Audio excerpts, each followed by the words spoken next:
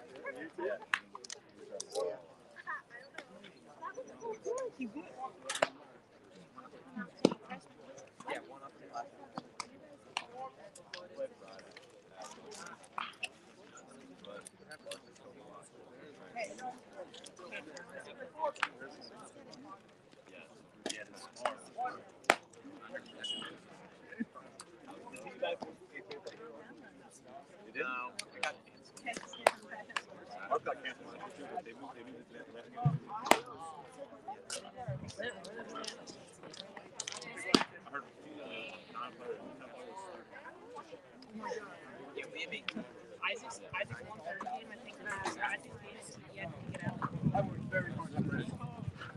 got out of the game. Back on these guys. Actually, left it. She left it 280. We wrote the ran to the 7.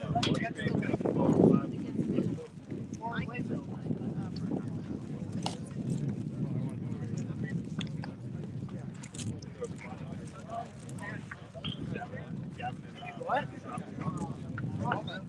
I didn't know that. I've never seen crazy.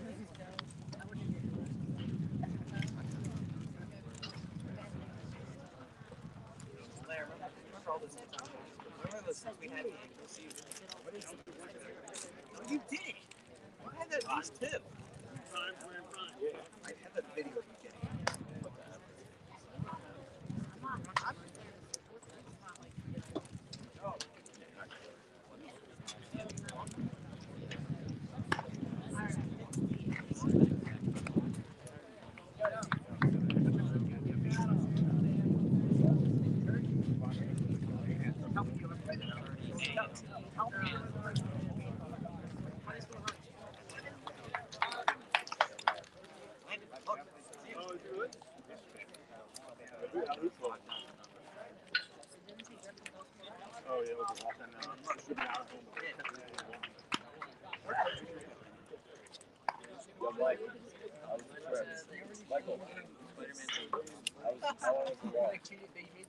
We ran like 3 miles. Ben, let me get some gummy sharks. No, I earned these. Yeah, I earned these. I'll pay you. What? I'll give you $1. Split this up. I'm not splitting this into 3. It's me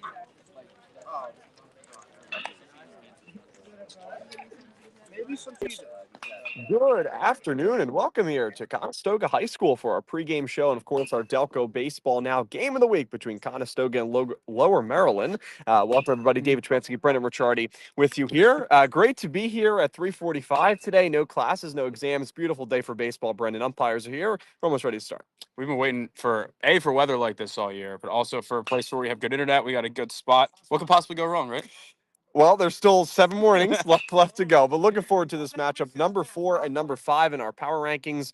Brendan, 2 teams that match up once again, and they met up earlier this season with Lower Merion defeating Conestoga 3-1. What do you expect in this matchup? Because these 2 teams are kind of at different points right now than where they were in the beginning of the year, especially for Conestoga. They've won 7 of their last 8. Yeah, I think, early on in the season, I think they were adjusting, new coach, kind of a new culture in the area, and just kind of trying to figure out what their identity is and what their brand is. But they caught fire. They won 7 in a row.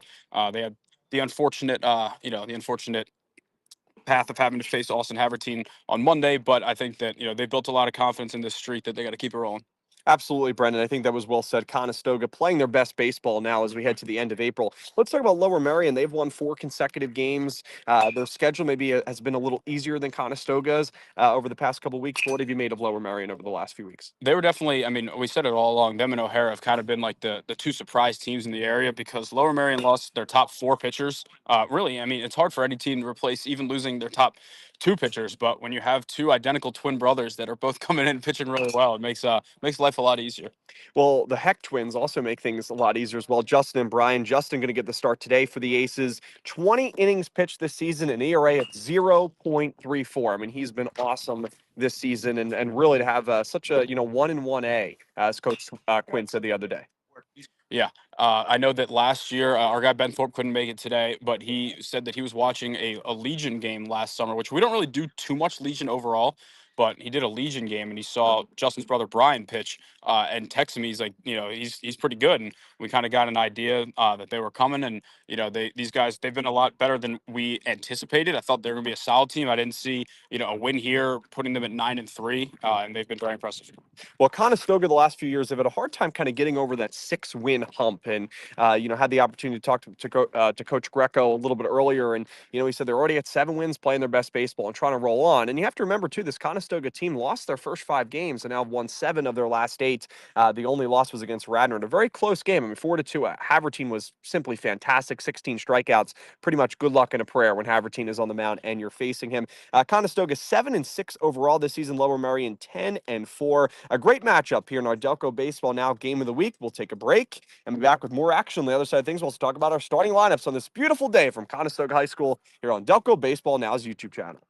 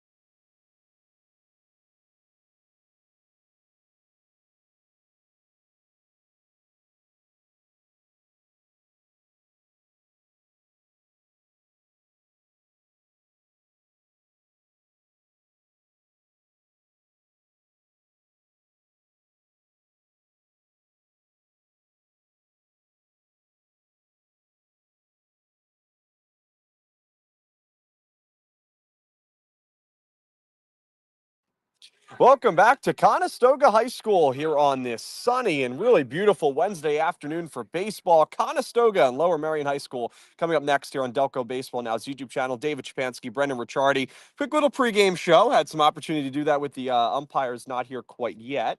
I believe they're going to play the national anthem, so I guess we'll take another quick break. We got a national, or is it a national anthem coming? Sometimes they'll have, I mean, the Catholic League games, they'll do a prayer, but I would Maybe guess that's what's that, happening. I'm not sure. Well, we'll take a break and be back in a minute or two here on Delco Baseball Now's YouTube channel.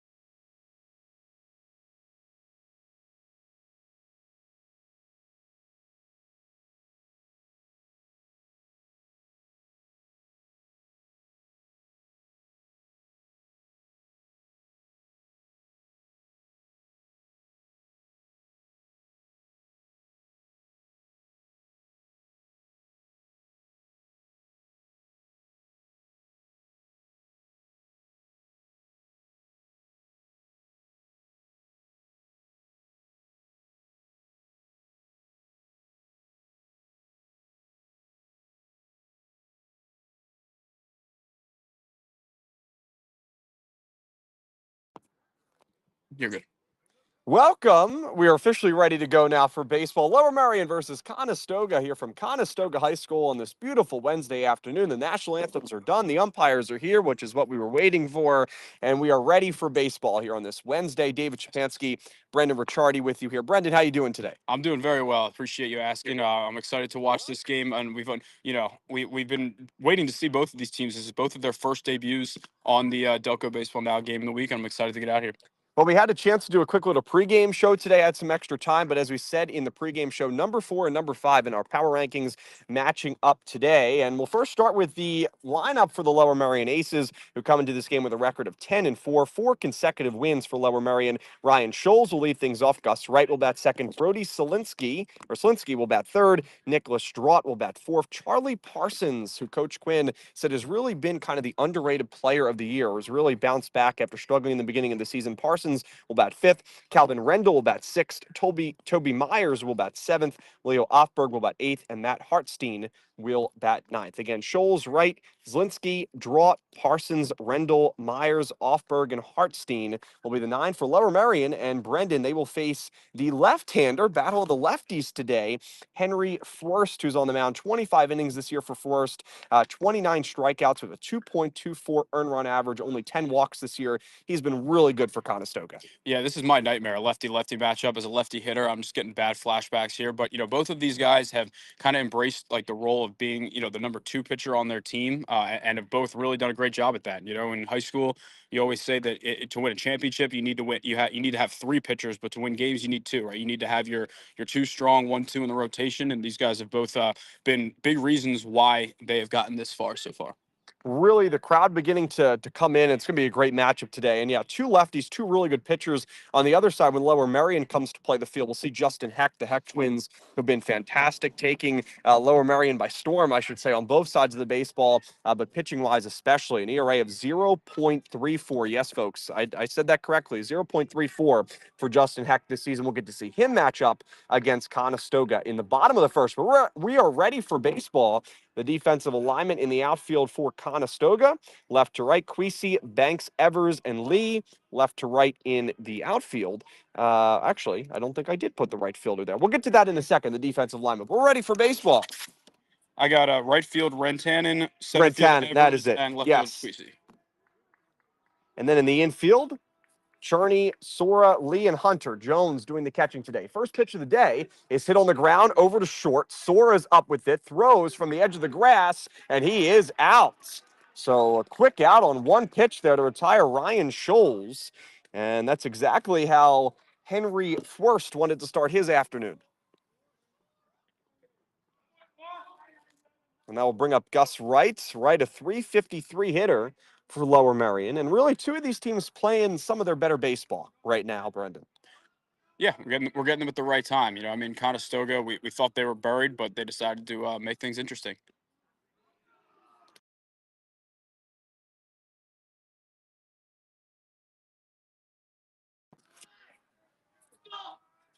Forrest on the mound, and the next pitch from the lefty is low.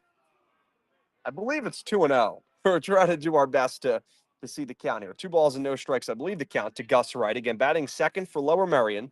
Scholes led off the game with the ground out. But yeah, 2 really fun and interesting teams, underrated teams as well. The 2-0 is in there for a strike, possibly. Maybe a little low. It's hard to see from our advantage point. It's either 2-1 or 3-0 here on the mound as Henry Forrest and goes back to work. An ERA of 2.24 has been really good this year. Next pitch coming up from the lefty first is outside, and it was 3-0, so that is ball 4. And Wright will head down to first base.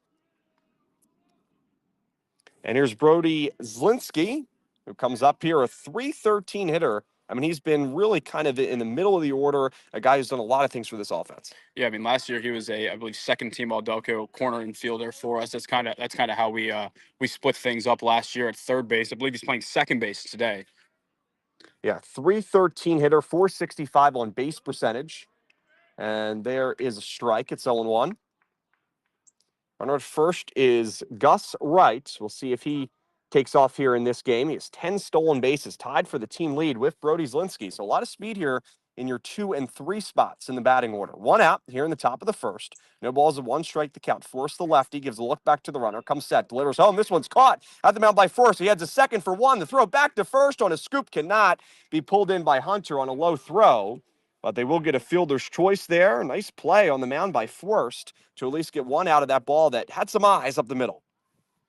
Yeah, I mean, as a pitcher, that's really all you can ask for, like to stay composed. A lot of pitchers, when they get the ball, they have have difficulty trying to switch their arm angle, right? Because you're so used to pitching, now you have to throw. But he did a great job at setting his feet, firing it, and I think they kind of rushed that throw over to first there. It's going to be an error to get him to second base, but they did get the one out. Yeah, the ball did go out of play, so Slensky heads up to second, and here is Nicholas Draught, a 300 hitter for Lower Merion. So 2 outs, but great play there by Forst.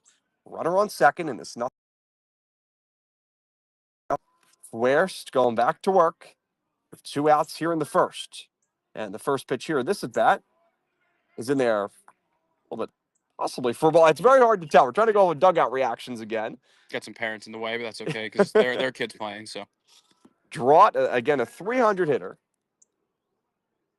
Forst comes set, gives a look back to second, and his next pitch home is hit in the air pretty well out to left field. Queesy's heading back. He's got a beat on it, and he'll make the catch in the sun, and that will do it for the top of the first on that fly ball to left field. No runs, no hits, one man left. We'll head to the bottom of the first inning here at Conestoga High School. It's a 0-0 ball game. Let's see Justin Heck go to work for Lower Merion. We'll be back after this.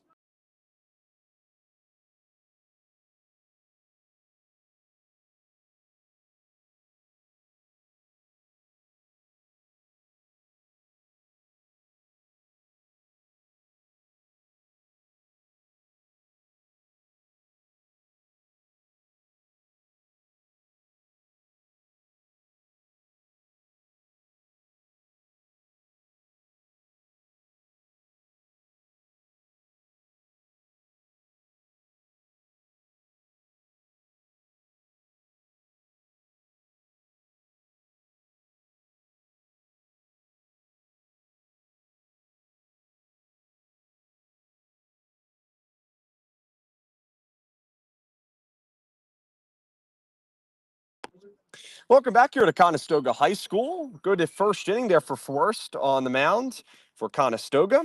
As 4 batters come to the plate, no runs, no hits.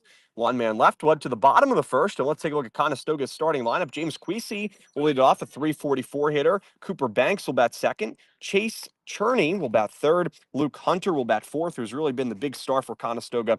Then we'll have Chase Rattinen will bat fifth. Brendan Soar will bat sixth. Kurt Tarnish will bat seventh. Landon Jones will bat eighth, and Josh Lee will bat ninth for Conestoga. And as we said before the break, they're going to face Justin Heck, who has pitched 20 1/3 of an inning, a 0.34 earned run average. And he's been as good as advertised. He's a lefty that will change speeds, and he's going to be fun to watch today against this Conestoga lineup, which has put up a lot of runs in the last 8 games, with the exception of facing Austin Havertine. Yeah, not many people get too many runs across from him here, but I'm excited. I've watched a little bit of Brian pitching in some of the game changer games. I don't think I've seen too much of Justin so far this year, so it's a good time to see him for the first time right here in person. Interesting situation here at Conestoga. There's not a whole lot of bleachers to sit, so Lawn chair the nation. fans have made, lawn chairs. Lawn chair nation is what Conestoga goes by. Great to be here, though. We're in the shade. I know from the camera viewpoint, it's very sunny. We found the one spot down the left field line. First pitch is a ball way inside to Queesy. Queesy is the left fielder for Conestoga, again, hitting 344 on the season, that bright orange bat. And he's been so good leading off this lineup for Coach Greco and Conestoga. And Coach Greco, I mean, when you talk about energy, there's a strike. It's 1-1. Coach Greco has it. This dude's an absolute fireball of energy. I mean, I've known him for a long time. I played with him. I played for him. The 1-1 is low in the dirt. It's 2-1. I was telling one of the Stoga assistant coaches a story that when I used to coach against him in Legion, there was like an 100-degree day. Nobody wanted to be there, and he was the only one that was bringing the energy. The 2-1 is fouled back to the cage. Good swing there by Queesy, and it's now 2-2. But yeah, very energetic is Coach Greco. And this is not going to surprise anybody that he comes out of the Coach Jordan coaching tree there at Radnor. And he's a very energetic guy as Coach Jordan. And so is Coach Greco, was an assistant there for some time. The 2-2 swing and a miss. And Quisi is down on strikes. Throwing the ball down to first is Hartstein. And good catch over there by Draught on a wide throw. And there's one out. And Heck will get a punch out to begin his afternoon. I know Conestoga has a ton of college baseball players on this roster. Cooper Evers coming up here. James Quisi. Luke Hunter is only a sophomore, but he'll be playing college ball. Chase Rantanen's playing college ball. I know that it's weird because a lot of their guys last year, were either on JV or some of them hurt, but they're kind of a veteran team. First pitch here is lined into left field, and this one's going to be down for a base hit. And Banks Evers has the first hit of the game for either squad. First pitch swinging against Heck, and he'll have a single to get things going for Conestoga. And that will bring up Chase Cherney, a 263 hitter. Cherney is the third baseman for Conestoga. And again, this is a Conestoga team that really struggled to put up runs in the first 5 games. But as soon as that calendar flipped to April, and talked to Coach Greco about this earlier, I mean, they started playing much better baseball. It's almost like they needed April to come around to get going. Hitting season. Not as quite July when the ball's really flying, but April will get things hotter. First pitch is way upstairs. It's 1-0 to Cherney. But it's been a very good bounce back here for Conestoga. And Coach Greco getting opportunity to coach. And he actually started his assistant coaching career, as the 1-0 is going to drop in there on the outside corner for a strike. Started his assistant coaching career right out of high school. He was 18. The former coach at Marple Newtown gave him an opportunity. And then he was with Coach Jordan for some time, and now here leading Conestoga. And he said he didn't know he would get this chance so early in his career, but gets to lead Conestoga here. This next pitch to the Pioneer third baseman is a little bit inside. It's 2-1. Yeah, I'm very happy for him. Like I said, I've known him for a while. Someone from Conestoga reached out to me and asked if I had any candidates to suggest to them, and he was among the ones that I thought would be great fits for them. And it seems like that they've really. Well, I don't know what happened there. Yeah, I think time was late called. time. Yeah, Cherney called time. The home plate umpire granted it to him right as Heck was about to come set. 2 balls and 1 strike. Runner on first is Banks Evers, after Quisi led off the game with a strikeout. 2 balls and 1 strike to count. Heck looks back the runner at first, comes set, delivers home. This one's low. Good block there by Hartstein, and it's 3-1. But they definitely don't lack energy, do the Pioneers, and getting to play this game at home, looking for some revenge after the first game between these two teams went to Lower Merion. We'll talk about the Aces more as the broadcast rolls on. And here's a check back to first by Heck. And in there safely is Banks Evers. Wasn't really close. 3 balls and 1 strike. 1 out here in the bottom of the first. 0-0 game here on Delco Baseball Now's YouTube channel. David Spansky, Brennan Ricciardi. Glad you could join us here on this Wednesday. Spend some time with us on this beautiful afternoon. Here's a 3-1 pitch from Heck, and this one's chopped on the ground. High hop. Pulled in there by Myers. His throw to second is in time. Throw back to first is not in time. And it will be a fielder's choice. Good play, though, by Myers to at least get 1 at second. Fielder's choice there for Cherney, and there are 2 away here in the bottom of the first. This is the guy I'm most excited to watch here. Luke Hunter has the upside to be a Delco Player of the Year in the future. I mean, he's, according to a Conestoga coach, 6'6", about 250, built like an absolute linebacker. He's done really well on the mound and at the plate so far this year, and I think he's got 2 years to grow. So I'm excited to see how that goes. Yeah, Hunter, a 400 hitter this season, also has an ERA of below 3. First pitch here from Heck is a breaking ball that runs inside, and it's 1-0. And that's the thing with Hunter. You don't want to give him fastballs to hit because he will demolish the fastball, as most cleanup hitters, especially as tall as Hunter, do. Here's the 1-0 pitch, and this one's swinging a miss. Running down to second, there's Cherney. Oh, I think that hits bad. Yeah, they may call some type of interference here. We'll see what Coach Greco says. The umpires might meet That here. either hit. I don't think it hit his helmet. I think it hit his bat. And now it looks like the umpires are going to meet to discuss things here. Lower Merion thinks that they're out of the inning. I mean, it was clearly not intentional, but it's a matter of if he was in the box or if he was. If he gave the catcher. I mean, they're walking off the time field. throw. Yeah. And they are going to call interference. Wow. So Hunter is going to. I think that he will retire Conestoga. I think he'll lead off the next inning. I believe so too. Yeah. Yeah. That's probably. They're probably just going to. Yeah. I don't Okay. know how that scored. Maybe caught stealing on the interference. Yeah, because it's not catcher's interference. No, that is an interesting one. But I agree with you. I think Hunter will lead off to the bottom of the second. But we played one full inning, an interesting full inning here at Conestoga High School. Nothing score. We're headed to the top of the second. 5, 6, and 7 coming up. We'll get to see Toby Myers in this inning, who had 2 home runs against Harriton in the Aces win over Harriton the other day. We'll be right back here on Delco Baseball Now's YouTube channel. Don't want to miss it. Stay tuned, Delaware County, for more.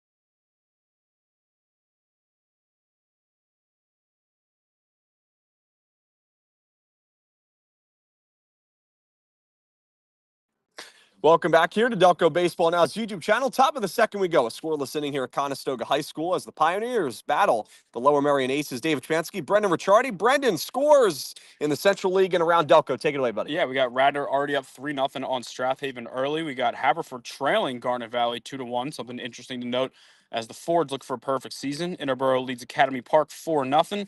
Archbishop Carroll is leading Archbishop Wood, who's in second place in the PCL by a 1-0 score.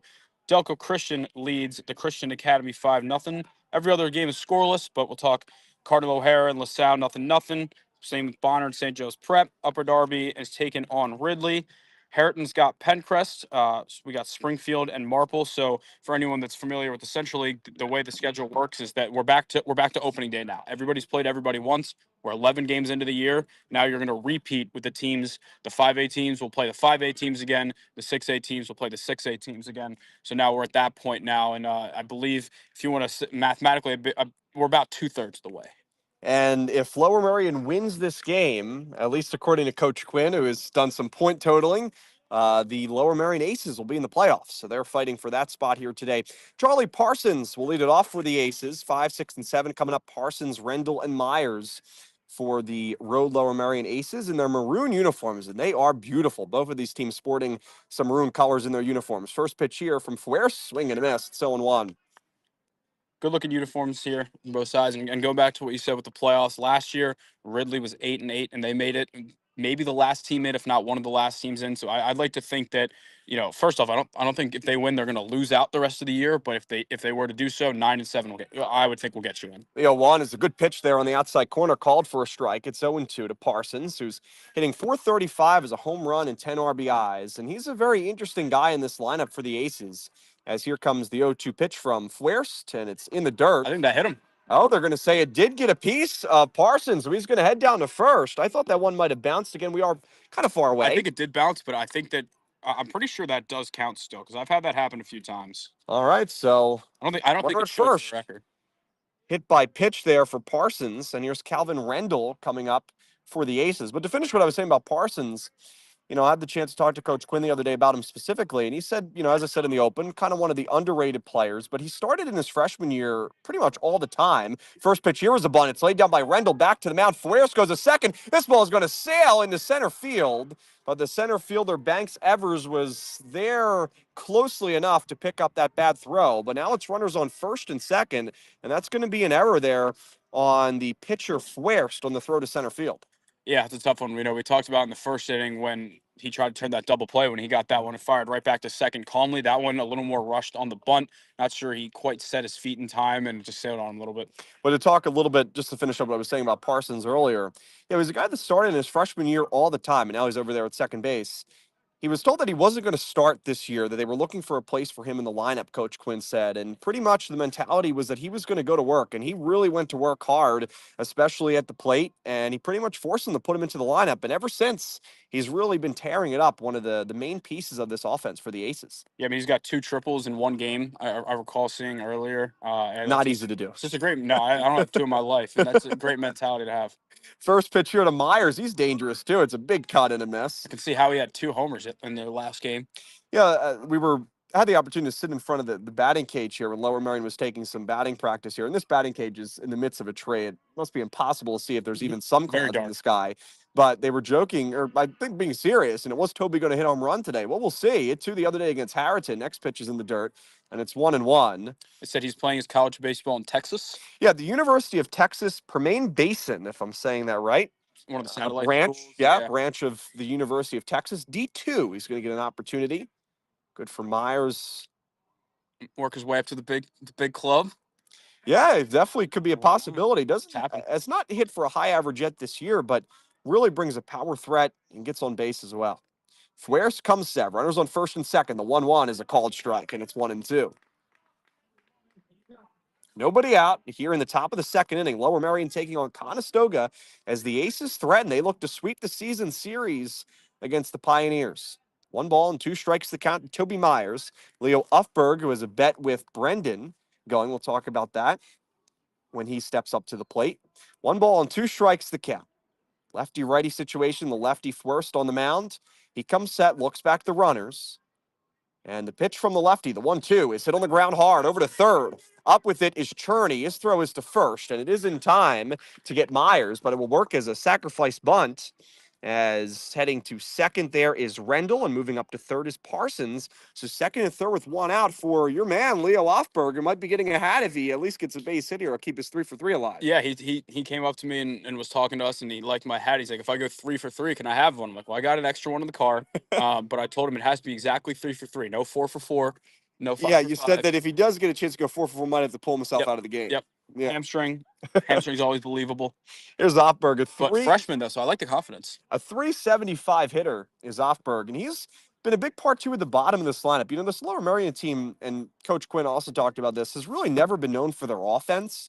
But this year, as the first pitch is way outside, it's 1-0, they have found confidence at the plate, and they have found the strategy that works for them. You know, they don't have guys that hit for the highest averages in the world, but some guys that have some pop, and timely hitting is something that Coach Quinn really stressed. Next pitch here from Fuerst is on the corner for a strike. Runners on second and third with 1 out here as the Aces threaten. David Chmansky, Brendan Ricciardi with you here on Delco Baseball Now's YouTube channel.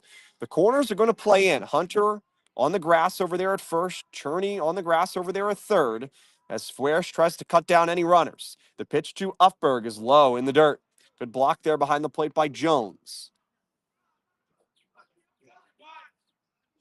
The deepest run for the Aces, at least that Coach Quinn could find, was back in 2005 when they lost in the second round of the district playoffs. And he says that he wants to get them to a point where that is kind of a normal making the second round in the district playoffs and trying to get even farther than that. And both of these coaches on the younger side of things, Fuerst's next pitch is tapped in front of the plate, foul ball, as it will roll towards the Aces dugout.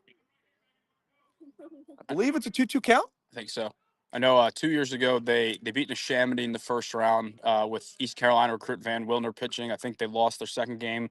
I want to say to Springford, which if you've never been there, gorgeous stadium seats, lights, press box, everything. Wouldn't mind if any of our guys go and play a playoff game there this year. 2-2 is fouled off the Lower Merion dugout. Remains 2-2. Runners at second and third. Runner on third there is Parsons. Rendell is over there at second. A base hit should score 2 aces. And it's a 0-0 game here in the top of the second. Glad you could join us here on Delco Baseball Now's YouTube channel.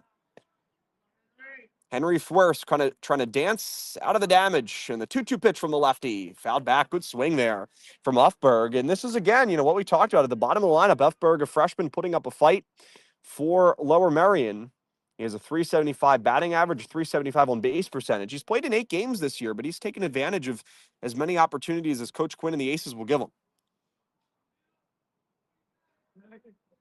Matt Hartstein is on deck for Lower Merion with 1 out. Here in the top of the second, the 2-2 pitch from Fuerst is popped up a mile high in the infield. The first baseman, Hunter, is over. Lee, the second baseman, calls him off, makes the catch. Parsons thought about heading home, and he'll retreat, so that will work there for Fuerst and Conestoga as they get the P4, and there are now 2 outs with runners on second and third for the 9-0 hitter Hartstein, who's had a difficult time at the plate so far for the Aces this year. This would just be a huge momentum boost for Conestoga. You know, you get in that situation, second and third, 1 out. If you're able to get out of that without any damage whatsoever, you know, that gives your offense. You'll have Luke Hunter leading off.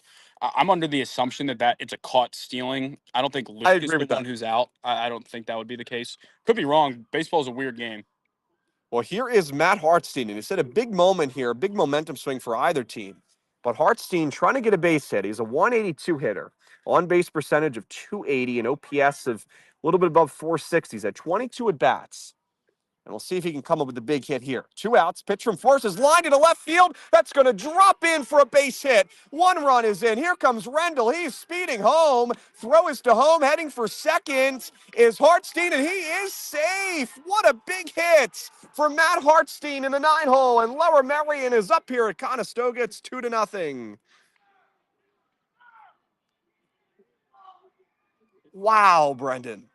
That's clutch. That's clutch. And you talked about it earlier, the depth of this lineup, to have your 9-hitter be able to go out there and deliver a big hit like that, especially for someone who hasn't had the best statistical season. That just, it really sets the tone, and now you're right back at the top of the order. Hartstein, the catcher, will get a courtesy runner over there at second. I'm not quite sure, Brendan, if you can get a number on the player who comes in to run at second, but there are 2 outs. It's 2-0, 2 runners in I'm not seeing it. for Lower I think Merion. it's 4. See if that might be Trevor Roman, if that is a 4 over there. Back to the top of the lineup for Scholes. First pitch from Fuerst is upstairs. It's 1-0. It is 4. So the pinch runner is Trevor Roman over there at second base, mainly used as a runner this season. He has 3 stolen bases, only 1 plate appearance. 1 ball, no strikes to count. We're trying to get out of this second inning. We've given up just the 2 runs. Runner on second, 2 outs. Next pitch is low and outside. It's 2-0 to Scholes, who grounded out the short in his last at bat. But, I mean, really, what a big hit that fired up this Aces bench, got them going here early on the road. 2 balls and no strikes to count. David Spansky, Brendan Ricciardi with you here on Delco Baseball Now's YouTube channel. Fuer struggling here in the second, and now he's going to step off. Heading back to second there is Roman. Does have speed over there again at second. A base hit should score a 3rd run of the day for Lower Merion. 2 balls and no strikes to count at the plate. Fuerst trying to bear down. Now he's going to step off again, and Jones will come out and have a chat with Fuerst. This Lower Merion lineup really putting together as much of a fight as they really can. And, in the first game, it was a low-scoring battle, just 3-1. We already have 2 runs scored here in the second. Well, if history holds, every single game in the week we've done so far, the losing team has scored exactly 1. So if that trend holds, congratulations to Lower Merion for the victory today. 2 balls and no strikes to count to Scholes. Fuerst did pitch in the first matchup, pitched really well for Conestoga as well. Just his offense wasn't good enough that day. The 2-0 was fouled back off the end of the bat, and it's now 2-1 to Scholes. It really puts together a good at bat at the top of the lineup. It was kind of weird that he was out on 1 pitch there in that first at bat. Usually puts up a really long, lengthy at bat, tries to wear down the pitchers, and that's something that Coach Quinn has also stressed, this idea of, having a chip on your shoulders and just keep battling. And this Lower Merion team is really kind of taking the role of the underdog, somebody that a lot of people have counted out. They have a 2-0 lead here against Conestoga on the road. 2 balls and 1 strike to count with 2 outs. Forrest trying to get out of it for Conestoga. Now he'll step off again, looking for the signs. Back on the rubber. Lefty comes set at the belt from the stretch, waiting on his 2-1, and waits for the sign. And now the 2-1 pitch from Fuerst is upstairs. It's 3-1. Just doesn't look like he's all that comfortable on the mound right now, Brendan. Trying to get his signs from Jones behind the plate, and just seems to trying to find it right now as the umpire now comes over and talks to Fuerst about something. I don't know if he ever fully stepped off there, Brendan. Now, they didn't give him a balk, but it looked like the Fuerst didn't fully step off, and right away, Coach Quinn kind of went to the home plate umpire and said something, and the second base umpire went into Fuerst to have a chat with him before the pitch. It's 3 balls and 1 strike to count. The lefty comes set. Heading for third is Roman, and a foul ball. He had that base stolen, and it's now a full count, 3 balls and 2 strikes, as Roman was sent there on the 3-1 with 2 outs. Interesting decision to send there. You're already in scoring position agree. with someone who's known for their speed, maybe just trying to catch him off guard, because look how far back Cherney's playing at third. Or maybe a bad throw. Try to force Conestoga into a bad situation. 3 balls, 2 strikes, 2 outs. The pitch from Fuerst to Scholes. Swing and a miss. He got him. So a punch out to end the second inning. 2 runs come in, though, for the Lower Merion Aces in the top of the second as Matt Hartstein gets a big hit, clutch hit, with 2 outs to give the Aces a 2-0 lead. Right into the bottom of the second here on Delco Baseball Now's YouTube channel. We'll be right back after this, Delaware County.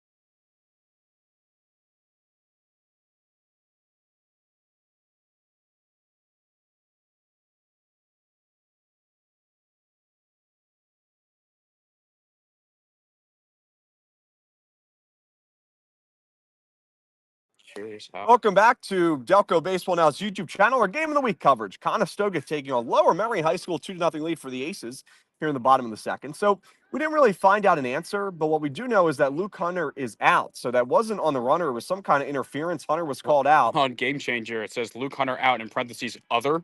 So that I don't even think that they don't. I don't think anybody knows. Okay, so Hunter, regardless, is retired. So it's 5, 6, and 7. Ratinen, Sora, and Tarnish will be the three batters up. First pitch to Ratinen is in there for a strike. It's 0-1. I'm excited to see Kurt Tharnish because after playing with his brother Jason, watching him for so long, just an athletic freak with incredible bat-to-ball skills. The 0-1 is a little bit low, 1-1. Let's see if that translates. Ratinen. Speaking of brothers, I'll tell you what, Blaze Rantanen's a fantastic hitter as well. Another Delco League guy. 1-1 pitch to Rantanen, swing and a miss. It's 1-2. From this side angle, actually, very, very similar swing to Blaze, too. Had a good teacher. Blaze played at Montclair State. Lefty-lefty matchup here for Justin Heck versus the lefty. Rantanen, the 1-2 pitch is called. Strike 3 on the outside part of the plate. Second strikeout of the day for Justin Heck. And that's just a really good sequence, Brendan. Kind of go to the breaking ball and then come back and freeze them. It's kind of funny that it seems like him and Brian have similar mechanics. I won't say the same, similar mechanics. When you're identical twins, I guess it makes sense. But kind of pitches like Alex Wood a little bit, kind of like a little herky jerky. And here's a base hit down the left field line, and there's a hit for Brendan Sora, the shortstop for Conestoga. That is the second hit of the day for the Pioneers. But that's an interesting. You don't really get Alex Wood. Maybe hold on, you don't hear that name a whole lot. Sale? No, I'm not saying he doesn't remind me of Alex Wood. I'm just saying it's a name you don't hear a whole lot. Going out of left field a bit. Yeah, a little bit, but I will say we've had some great performances from Brendan's in the Game of the Week this year. Brendan Tills had some good performances. Brendan Sora. If there's any other Brendans out there, I'm ready. Here's Kurt Tharnish, and the first pitch here to Tharnish is low. It's 1-0. I think there's a Brendan O'Gara on Conestoga. Tharnish, a 400 hitter this year. He's played in 9 games for Conestoga. Gets an opportunity to hit here. 1 ball and no strikes to count. As Heck will get the ball, go back to the mound. Or I think he's kind of had to work his way into the lineup. He definitely wasn't starting right. He's a junior, wasn't starting right out of the gate. And here's the 1-0 pitch. Runner goes from first inside. 2-0. The throw down from Hartstein is nowhere near in time. The stolen base for Brendan Sora, and it's a 2-0 count as Sora picks up a stolen base for Conestoga, and the Pioneers are trying to cut this deficit to 1 here in the second. Well, talking to Tharnish's dad before the game, he mentioned that that Kurt's been dealing with some ACL injuries. You can see the brace that he has on his knee. Might be tough to see on the broadcast, but he's got one on that left knee, and it's good to see him healthy. Lefty-righty matchup. The righty, Tharnish at the plate. The 2-1 is in there. I think he said down. Okay. Yeah, you're right. I saw him point. Yeah, but it looked low to me. So we'll go low. 3 balls and 1 strike to count to Tharnish. Runner over there at second is Sora after the single and a stolen base. 1 out here in the bottom of the second. 2-0 lead for Lower Merion. The 3-1 is inside, ball 4, and Tharnish will head down to first. So there's now runners on first and second. And Landon Jones is coming up. And Justin Heck, I mean, he has a 0.34 earn run average this season. Hasn't given up a whole lot. And Conestoga working some runners on here in the second. Well, it's what you expected of Coach Greco's team, right? They're always battling, always energetic. And he's into it. He's very passionate about what he does. And that's great for any coach, any player. And he's a lot of fun to watch. Heck comes set, and the pitch home is popped up. This one is way up there. I think that might be behind the plate and is going to hit the net. I'll tell you what, it might be hard to see on the broadcast, but Greco's always pacing down the third base line. He's like he just doesn't know what to do with himself. I mean, he's a great coach. He's a great guy. Had the chance to talk with him. Brendan, you've known him for a lot of time, and he's got this Pioneers team playing good baseball. And he also talked about how, over the past couple of years, Conestoga has started to make baseball a year-round thing here. The 0-1 pitch is a little bit outside. It's 1-1. But in the years prior to him getting here, really being the head coach, baseball, I mean, was obviously, kind of a year-round thing, but he's really made practice as kind of a year-round process. And he said that's really helped. They also competed in a fall league for the first time in the offseason, and they really enjoyed that as a team and thought that really helped them. The 1-1 is a swing and a miss. It's 1-2. Now, I know that the results in the first 5 games didn't show that playing in the fall league helped a whole lot, but he said it really helped with their process. He's a big process guy, and So he said, the results will come as long as your process is good. And he said, even in the loss against Radnor, the process was there, and he liked the way that they played. Obviously, Radnor playing great baseball. The 1-2 is in the dirt. It's 2-2 to Landon Jones. Yeah, if you're going to judge your team based on how you play against like the Radnors and the Haverfords, like, That's tough. Yeah. it's setting yourself up for bad expectations. I mean, this team was in the Central League last year. They were 6-10. They started 0-5. Now all of a sudden they're sitting. I'm sorry, they're 0-4 in the Central. They're sitting at 6-4. Runners on first and second. The 2-2 That was out. is outside. It's 3-2. Full count. 6-5 in the Central League now after 6-10 last year. It's a great place to be, and really, I think I would consider making the playoffs a success after last year. Absolutely. First year. And we heard about Hartstein, who struggled at the plate. Well, Jones is a 0-74 hitter, and he lines one into right center field, and it's going to be caught there by the right fielder, Parsons. And there are now 2 outs. And that was a good swing there from Jones. Parsons makes the catch, and Coach Greco is not happy that his team did not tag up there. Yeah, that was definitely tough because, when you're at second base there, you're kind of thinking off the bat, I need to score on this. Sure. And then once you realize that that's going to hang up in the air, I understand where you're coming from. I also don't think it was deep enough. You don't want to make that third out at third base. So, and there was a chance it could have gotten over his head. Yeah, I understand his frustration, but also I think in this game, you're trying to be aggressive and score if that ball were to drop. Here's Josh Lee, the 6th batter to come to the plate, facing Heck here in the second inning. 2 outs, runners on first and second. That drops in for a strike. It's 0-1. Now, Josh Lee has been exactly what you wanted out of your 9-hole hitter. The guy that really turns things over to the top of the lineup, a 391 hitter, an OPS of over 910, has some speed at the bottom of the lineup, and kind of use him as a second leadoff hitter, right, to turn things over to Quisi, who also has speed. Runner goes for third. This ball is hit to first base, and it's going to be scooped up there by Draught. And I believe they're going to say that he caught it on the fly, so it didn't matter anyway. Draught with a nice play over there at first on the L3. So we've played 2 full innings here at Conestoga High School. The Pioneers threaten the second, but they don't get any. At the 2-0 lead for Lower Merion, we'll head to the third. Top of the lineup coming up for the Aces after this.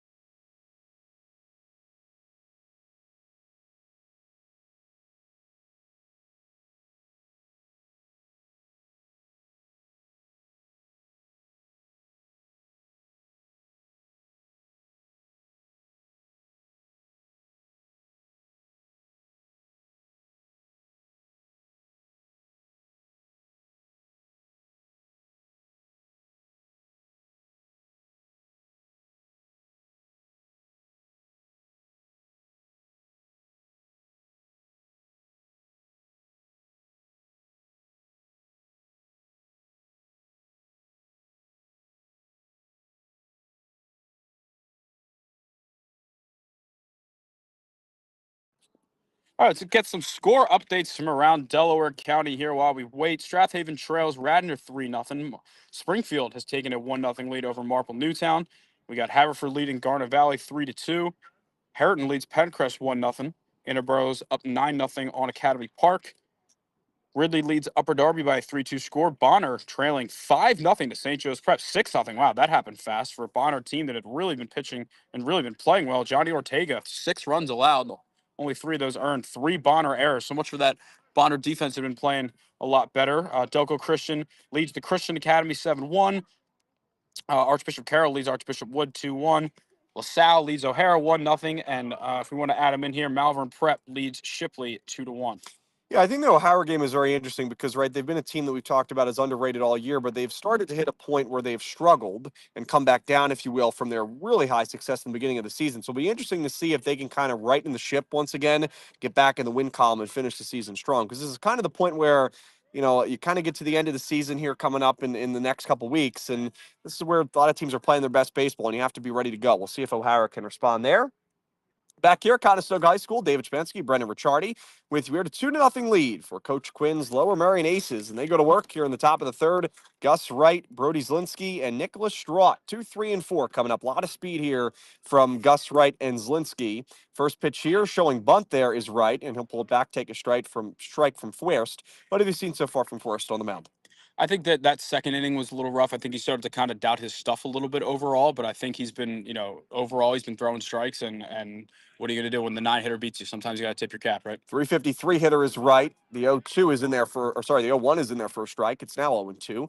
Wright walked in his first at bat in the first, now getting opportunity to bat here in the third against Fuerst. No balls and 2 strikes the count. The lefty, Fuerst comes set, kicks home as 0-2, swing and a miss. Strikeout there. Good looking pitch from Fuerst, and he'll get right for the first time today. Second strikeout of the afternoon for Henry Fuerst. His 31st strikeout as well this season. I will turn things over to Brody Slensky, a 313 hitter. He's been a big piece of this core. Last year they lost a lot of the pitching staff from last year, but they got a ton of experience from their hitters. Slensky's back. Toby Myers is back. Dragut, I forget. I'm not sure how to pronounce his name. Is back. Ryan Scholes got a little experience last year, but not too much. But he replaces, his brother Jack Scholes. But I think that this team last year, the 0-1 is swinging a miss. It's 0-2. had a lot of guys mature in the order. Absolutely. And again, I mean, this Lower Merion team, they've been hitting the ball pretty well so far this season. 2 runs here early on against Conestoga. No balls and 2 strikes to count to Slensky. Fuerst trying to have a quick inning and get his team back to the plate. No balls and 2 strikes to count. The pitch home from the lefty, Fuerst. Bounce in the dirt. It's 1-2.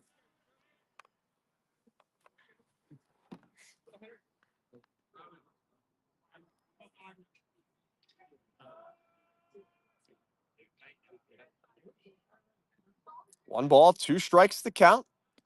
At the plate there is Brody Slensky, the righty. Fuerst kicks home with 1 out in the third, and this one a little bit high. It's 2-2. Truly is, though, a beautiful day for some spring baseball. We've said that the past couple of weeks, which has been nice because there was that stretch there in the early part of April where it was brutal. It was very cold.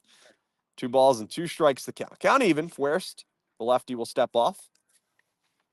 I mean, the Haverford Rider game was definitely the worst with the wind. I would say the best. I mean, I think this is the best we've had so far. It's perfect. Yeah, even because the past couple of weeks, I mean, even last night was great, or I should say last week was great, but it was windy. This week is perfect. It's calm, not much wind at all. Temperatures in the 70s. So when you think of ideal spring baseball, this is it. 2 balls and 2 strikes to count. Fuerst comes set. The lefty kicks home with 1 out. This one's in the dirt again. It bounces, and it's 3-2. And Slensky working his way all the way back from 0-2 to 3-2. And this is really, Lower Merion's one of their best hitters, if not their best hitter. And Slensky battling here with Fuerst. 3 balls and 2 strikes. 2-0 lead for Lower Merion. Aces look to add on. And 3-2 is outside and low. Ball 4. And Slensky will walk down to first base. That's just a fantastic at bat from a true veteran in your lineup there in Slensky. And he's going to be on board with 1 out here in the third.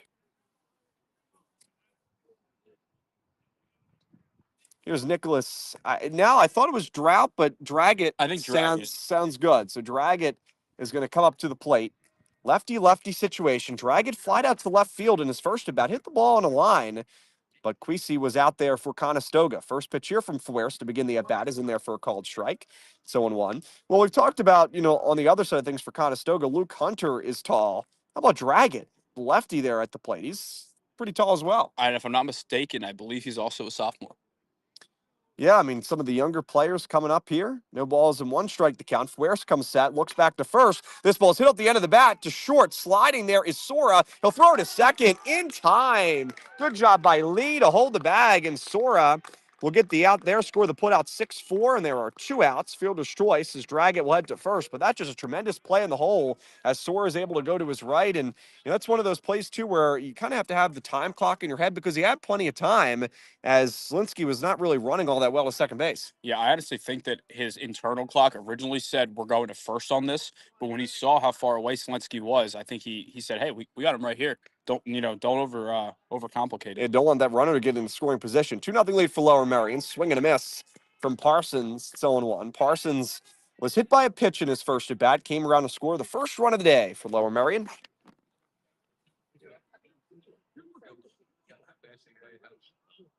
No balls and 1 strike to count. Fuerst checks back over there to first. He's got an interesting pickoff move.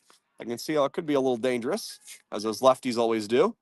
Yeah, if you're a lefty and you don't have a good pickoff move, that's on you. It's very, very hard. I wouldn't say it's very hard to not have a good one, but it's harder for righties to make that work. Dancing off of first is Dragon. The 0-1 home is low.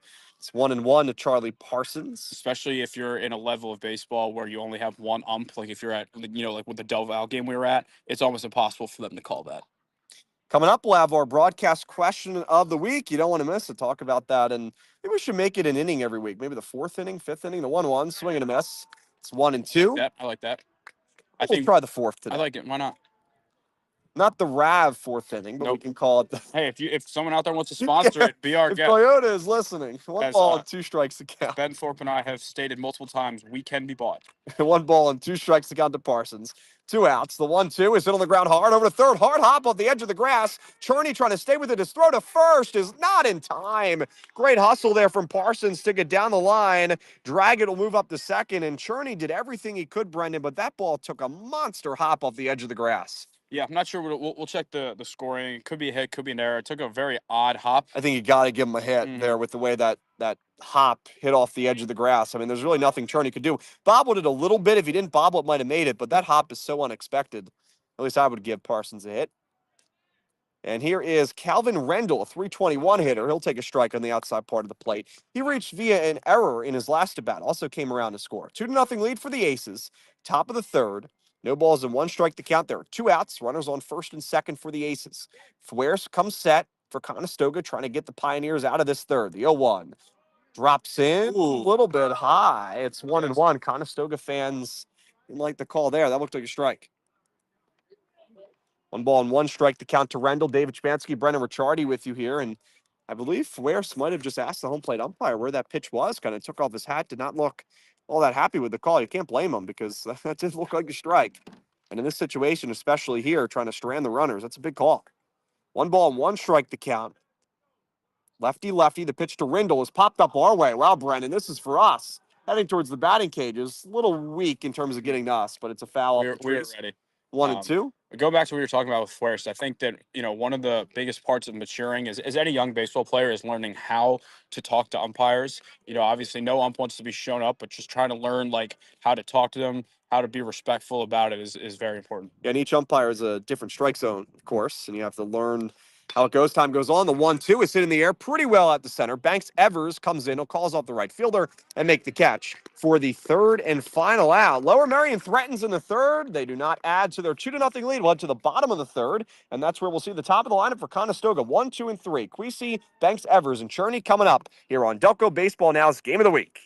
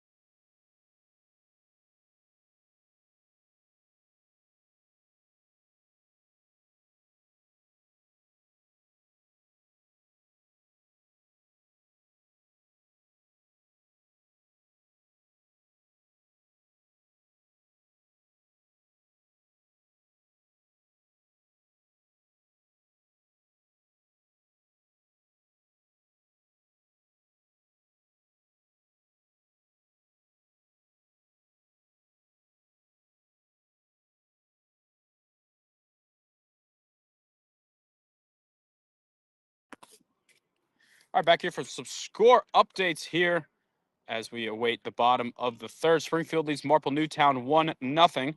Radnors opened up a 4-0 lead over Strathaven, who doesn't seem to be quite as strong the past couple of years. Garner Valley trails Haverford 3-2. Harriton leads Pencrest 1-0. Upper Darby trails Ridley 3-2. Bonner now down 7-0 to St. Joe's Prep. And I'll let you take it away here. All right, bottom of the third we go. Thanks, Brendan. Here's Queasy. He'll lead off, take a strike. It's 0-1. Facing Justin Heck, who entered today with a 0.34 earned run average. Queasy struck out swinging in his first at-bat back in the first. No balls and 1 strike to count. Heck working quickly. This ball's popped up in the air out to center. Rendell to his left in the gap. The right fielder, Parsons, will call him off, put it away in right field for the first out here in the third. And Heck is working pretty quickly and doing it efficiently, Brendan, has 2 strikeouts, and he's only allowed 2 hits so far, first time through the order.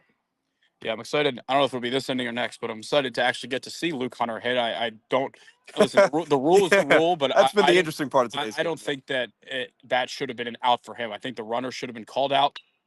This ball is hit off the end of the bat. Hard sound, or weird sound, I should say. The second baseman, Slensky, is shielding his eyes, and he'll put it away for the second out. 2 quick outs here in the bottom of the third for this Conestoga order. And here's Chase Cherney, who will come up and look to begin a 2-out rally for the Pioneers. Yeah, Evers definitely has to be a bit frustrated. We saw him single on the first pitch in his first at bat. It almost seemed like he just kind of had that approach that he was just going to hack if it was anywhere close. Which against a good pitcher, sometimes that's what you got to do. I'm not sure what's going on here. Some sort of a time, but that is a very good point you bring up, Brendan, because it was definitely stressed to lower, or I should say for Conestoga, that, after their outing against Austin Havertine, it was very clear that they wanted to be more aggressive.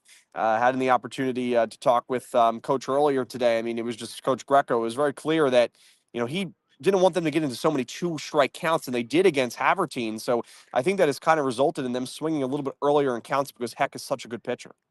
This ball's low. It's 1-0 to Cherney, who is the third baseman for Conestoga. But they've been more aggressive today. The Pioneers hasn't paid off just quite yet. They did threaten, though, in the second. The next pitch is popped up, and this ball is hit hard down the left field line. It is a pretty good distance, but it is well foul. And Heck, I mean, yeah, he's just getting the ball, Brendan, and getting right on the mound and throwing the ball. He wants to go home and watch the Phils. Yeah, 6:45 start tonight for the Phils, taking on the Nats. Game 2 of that 3-game set. Next pitch here from Heck is It went off swing and a miss. the shed back there. 1 ball and 2 strikes the count now to Cherney.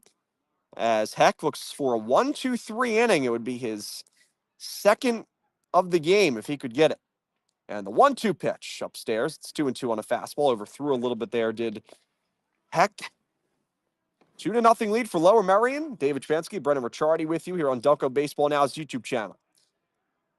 2 balls and 2 strikes to count.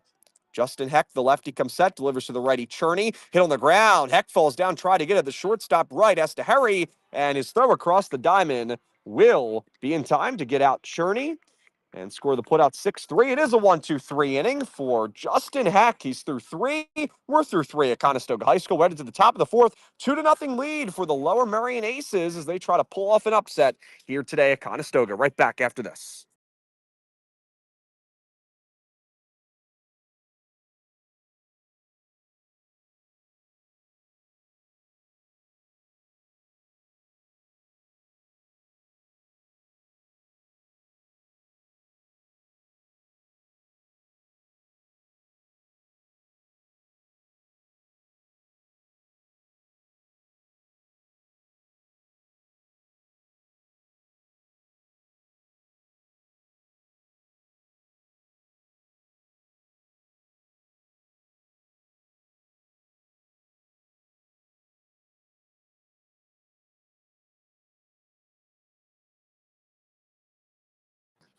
All right. Well, not too much has changed in our scores around the league. No. It was a very very quick half inning here.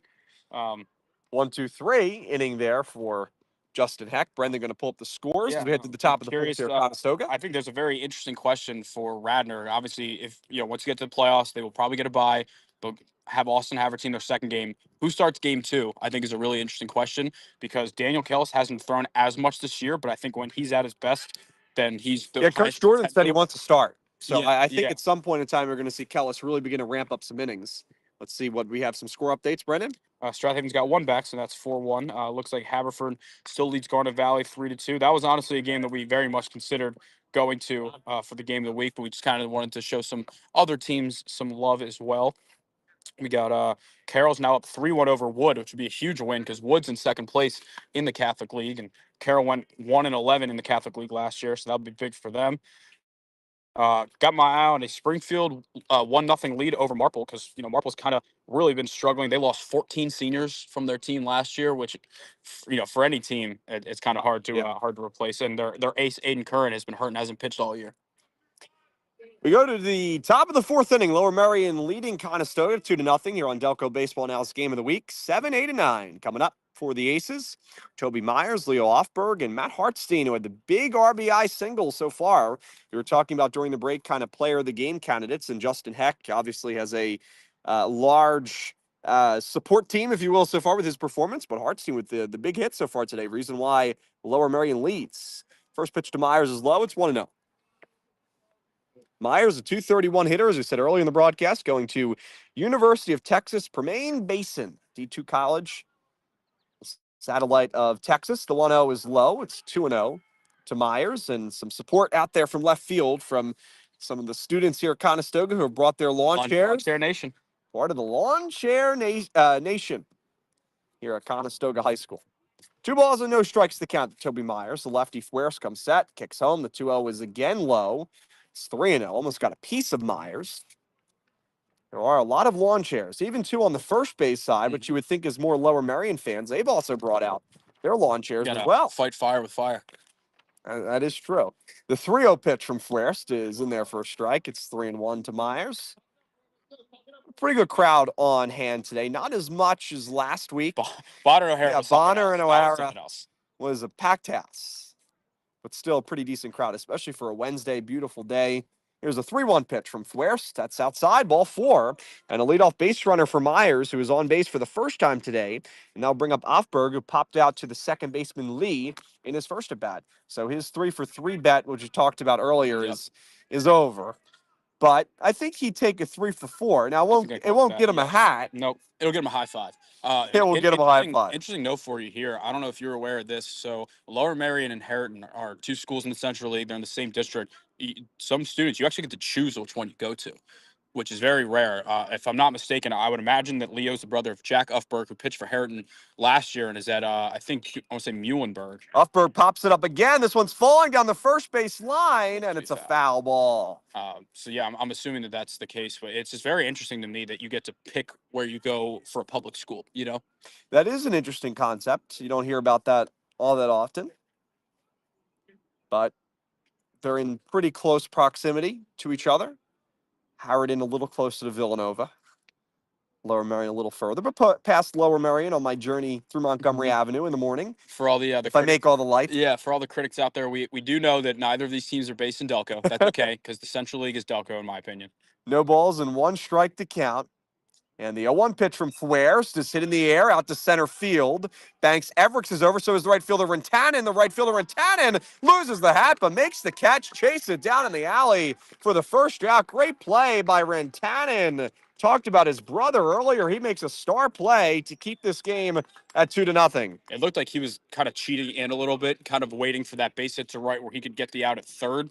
And then Uffberg kind of surprised him by popping one over his head. But a great job to be able to, recuperate and track that one down, even while losing the hat. That's impressive. Potential player of the game candidate here, Matt Hartstein, is at the plate. A 182 hitter entering today, had a 2 RBI single back in the second. That's how we're at a 2-0 lead for Lower Merion. Is going to take one off the left hamstring, and it's going to be a hit by pitch as Hartstein will head down to first base. So the catcher is aboard. Myers will head up to second, and now it's first and second with 1 out. And Lower Merion is threatening again here against Fuerst. Back to the top of the lineup for Ryan Scholes, pinch runner again, as I believe Roman is going to head over there to first base. 2-0 lead for Lower Merion here in the top of the 4th at Conestoga High School. Will set the scene. Runners on first and second with 1 out. Ryan Scholes, a 257 hitter, 0 for 2 today, grounded and a strikeout at the plate, facing Henry Fuerst. This ball is popped up in the air out to left field. Queasy is in. He'll make the catch for the second out, and heading back to second is Myers, nowhere near deep enough to tag up, I should say. So Scholes is out. And here comes Gus Wright with 2 outs and runners on first and second. And a lot of first pitch swinging for Scholes here today. He's done it so far in 2 of his 3 at-bats and made decent contact there, but right to Queasy. Gus Wright, 1 for 2 today, a strikeout and a walk. Conestoga needs to get out of this one unharmed and let Luke Hunter get something started in the bottom of the 4th.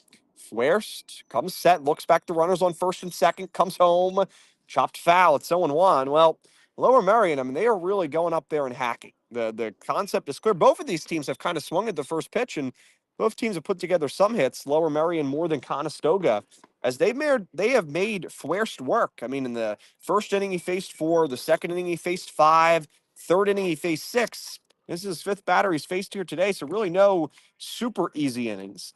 Here's the 0-1 pitch to right, and it's popped up foul behind the plate, first base side. It's 0-2. I'll get you a check-in on that that pitch count for you. If I had to guess, I would say somewhere in the upper 40s, 50. No balls and 2 strikes the count. Maybe 61. 61. Okay, a little higher than I expected. No balls and 2 strikes the count. Right facing Fuerst. Fuerst comes set. The 0-2 bounces in the dirt. It's 1-2. Gets away from Jones, but not far enough for the runners to advance. Again, over there at second is Toby Myers. At first is Matt Hartstein, or the pinch runner. So that's Roman over there at first for Hartstein. 1 ball and 2 strikes the count to Gus Wright, who's looking for his first hit. He's a .353 hitter. You talk about Lower Merion, right? Scholes at the top of the lineup, but really Wright and Slensky are the 2 top hitters for this Aces squad. The cool thing about us doing this now, having a couple years under our belt, is we're seeing brothers of players. Jack Scholes was here, Sam Wright was here, Henry Rendell was here. Now we're getting to see all their brothers, so it's pretty cool. That is very cool. 1 ball and 2 strikes the count to Gus Wright. The pitch from Fuerst is lined into right field, but it's going to hang up just in time for Rantanen to come in and make the catch. And the star of that inning for Conestoga was Chase Rantanen, who makes 2 nice catches, that one on the run to end the 4th inning. And Lower Merion does send 5 batters to the plate. No runs on 1 hit. 2 men left, led to the bottom of the 4th here at Conestoga High School. 2-0 lead for Lower Merion. But as Brendan said, Luke Hunter coming up to the plate after this. Don't want to miss it, Delaware County. Right back in just about 90 seconds.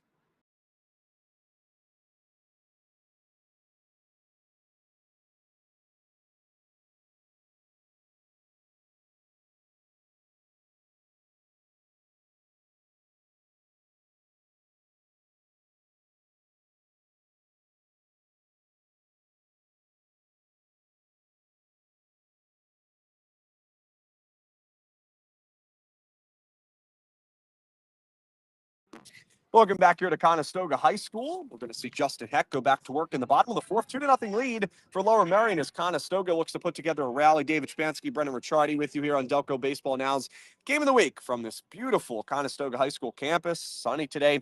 Brendan, time for our question of the week. Broadcast question of the week. You can vote on Twitter at Delco Baseball Now. Brendan, here it is. What is your favorite, or go-to, I should say, favorite go-to Wawa snack or food item? We'll keep it kind of, I guess, unique to Wawa in a sense. Where are you going? So originally, when it was snack, I was going to say, Yeah. I was going with the double pretzels because I think it's a great bang for your buck. And I would say that I mean, I just like them a lot. The debate came when Coach Greco said buffalo chicken sandwich. That's when it turned into item. Here's the 1-0 pitch to Hunter is a swing So and a miss. my final answer overall, I'm going to say the mac and cheese. But I would say what I have the most when I have to bring my lunch when I'm subbing is the chicken Caesar wrap. Okay, yeah, that's a good option. Is that the pre-made? That's the pre-made. Pre-made, So yeah. I won't say that's my favorite, but that's what I have a large amount of the time. Big cut by Hunter. As looks like they went back to the off speed there. Did Heck? It's 1 ball and 2 strikes. Hunter, we have no idea what he did in his first at bat because game changer. I don't think anybody here knows except for the umpire. The 1-2 is hit on the ground up the middle into center field for a base hit, and Hunter is aboard with a single. And that is the 3rd hit of the day for the Conestoga Pioneers. It's a leadoff base runner, most importantly for Conestoga, and they're in business for Chase Rantanen coming up. Yeah, I mean, in that first at bat for Hunter, you know, I still think the ruling should be that the runner is out attempting to steal, not that the hitter's out, because he didn't make an effort to try and block the catcher from throwing out at second. He stood there, had his back turned, and the throw hit his bat. So I don't think he should have been out. It's a shame that he got robbed of that at bat, but a nice little base hit, get the inning started. Rantanen struck out in his first at bat. First pitch from Heck is a little bit upstairs. It's 1-0. But yeah, Coach Greco said buffalo chicken sandwich. Coach Quinn was soft pretzel and a strawberry lemonade. He said that his assistant coaches like to bring him a strawberry lemonade, so he's got into that habit. Nobody out here in the bottom of the 4th. Lower Merion with a 2-0 lead. This ball is fouled off the catcher Hartstein. And it's 1-1 to Chase Rantanen with nobody out here in the 4th. Well, what's your answer? Well, mac and cheese is mine. I'll be simple, but I like the bowl too. You can get like chicken tenders in the bowl with the. You can even get some mashed potatoes. They're not bad, but mac and cheese for me is the best. But also the cream cheese pretzel that's unique to Wawa. That's a good answer. As a kid, those were so addictive. I haven't had them so much anymore, but they are really, really good. Watching your figure? Yeah, there goes Hunter down to second. And Foul ball. Foul ball. We'll go back to the cage, so it's 1-2. He might be the biggest sophomore I've ever seen. Yeah, I mean he is tall. I had the opportunity yesterday to see one of my high school friends at the Phillies game. Actually, where I also saw a couple of the Haverford Fords Nice. were there in attendance. And I had seen one of my high school buddies, and let's just say that he is way taller than I am now. I haven't seen him about 3 years. He's like 7 feet tall. It's upstairs. It's 2-2. And I said, "How did you get so much taller than me?" 2 balls and 2 strikes to count. And I know you can't see. I'm 6'2", 6'1", 6'2". I'm not short by any means. But he's not actually 7 foot. He's like 6'6", but makes me look short. As throwback to first. I believe it's 2-2 to Rintanen. Runner at first there is Luke Hunter. But yeah, the cream cheese pretzel is a great option. But also just, I feel like Wawa lemonade in general is good. I like the peach. I'm a peach lemonade Yeah, guy. any of the lemonade. This ball's popped up. Third base side. Myers is over. Calls for it. He'll make the catch, slicing into foul territory. And there is one out in the fourth. Hunter will stay at first. And here's Brendan Sora coming up for Conestoga. Last thing I'll say on Wawa is I think that their sandwiches have gotten so overrated that they're underrated. Like people say that their sandwiches are bad or have gone like way downhill. I'm like, no, you're just nostalgic for 15 But they're years ago. affordable. Correct. Like today I went to Jersey Mike's. Okay, now I'm going to go on a little bit of a rant. Jersey Mike's is delicious. Oh, I love those Okay, things. but Jersey Mike's, even if you get the regular, not the giant, which is too much. They're not very big. First pitch here is in there for a strike, going one to Sora. It is like $13. Yeah. Now Wawa has the 2-4-6 menu, or even the Hoagie Fest. You get a hoagie for $6 or $7, and I think, like you said, Brendan, it gets criticized, but for the price and for what it is, it's good. The 01 If Black you want Fowl. a true hoagie, go to a hoagie shop. You know, like That's a good point. A true. Yeah, you know what yeah. you're You're not saying this is the go to Primo's or yeah. a deli, like support local business, whatever. But it is, and it's hard to explain to Wawa to people from out of town. Yeah. Exactly what I haven't they're been like. to a Sheets. I've heard they have more They have good options. they have good fried food. Okay. French fries, like mozzarella stick kind of things. Wawa hasn't gotten into the French fry game. I don't know if they're going they're to. not great. The 0-2 pitch upstairs. They do have French fries. Wawa, Yeah, they do. too. Some of them do, yeah. 1 ball and 2 strikes to count to Sora. One out here in the bottom of the fourth. I'm going to Sheets for appetizers, and their breakfast is decent. Okay.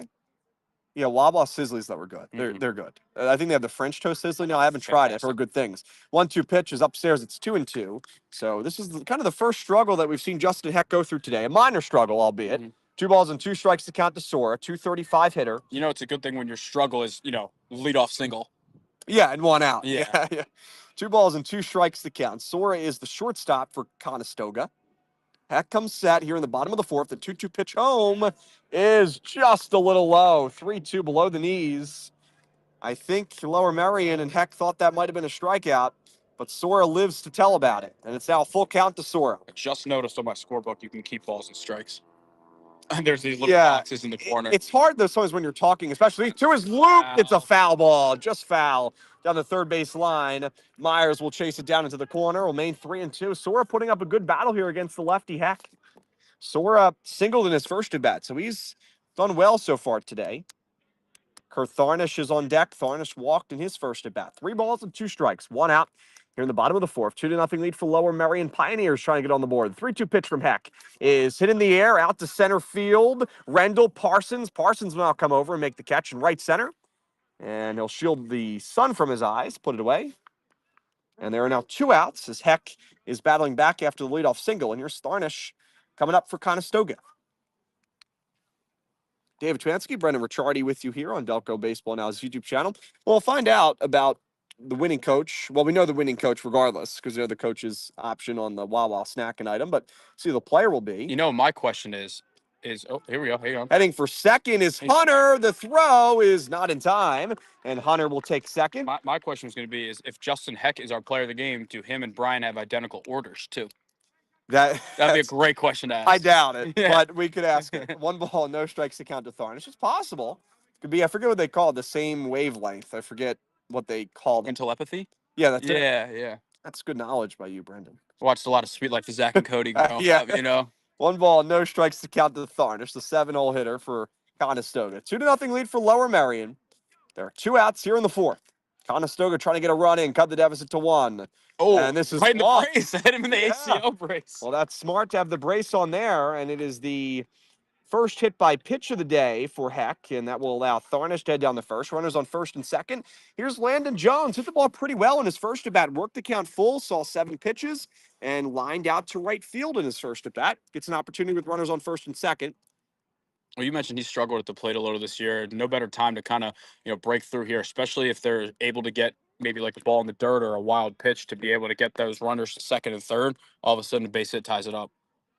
Josh Lee is on deck for Conestoga. After the pause, Justin Heck goes back to work. We'll see if we can get a pitch count update on Heck here as well. I can't imagine it's too high because he had a couple 1, 2, 3 innings or quick innings. I should say quicker, especially than Fuerst. Swing and a miss. It's 0-1 to Jones.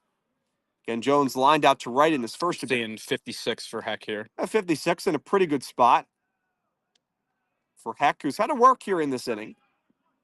No balls and 1 strike to count to Landon Jones. 2 outs, bottom of the fourth. Runners on first and second for Conestoga. The 0-1 pitch is a little bit. You call that a strike? Yeah. Strike. Thought it was a little low, blocked here by one of the parents. That's okay. It's no balls and 2 strikes to count to Landon Jones. So 2-strike opportunity here. See if Jones can put the ball in play. Justin Heck is looking for a strikeout and to keep his 0.34 ERA, which is now slightly lower than that, intact. Here's the 0-2 pitch home from Heck, and it's a swing and a miss for the Lower Merion lefty. And that will be his 4th strikeout of the game. 2 swinging, 2 looking, and we're headed to the top of the 5th. 2-0 lead for Lower Merion. They continue upset watch here at Conestoga High School. We'll be back in about 90 seconds.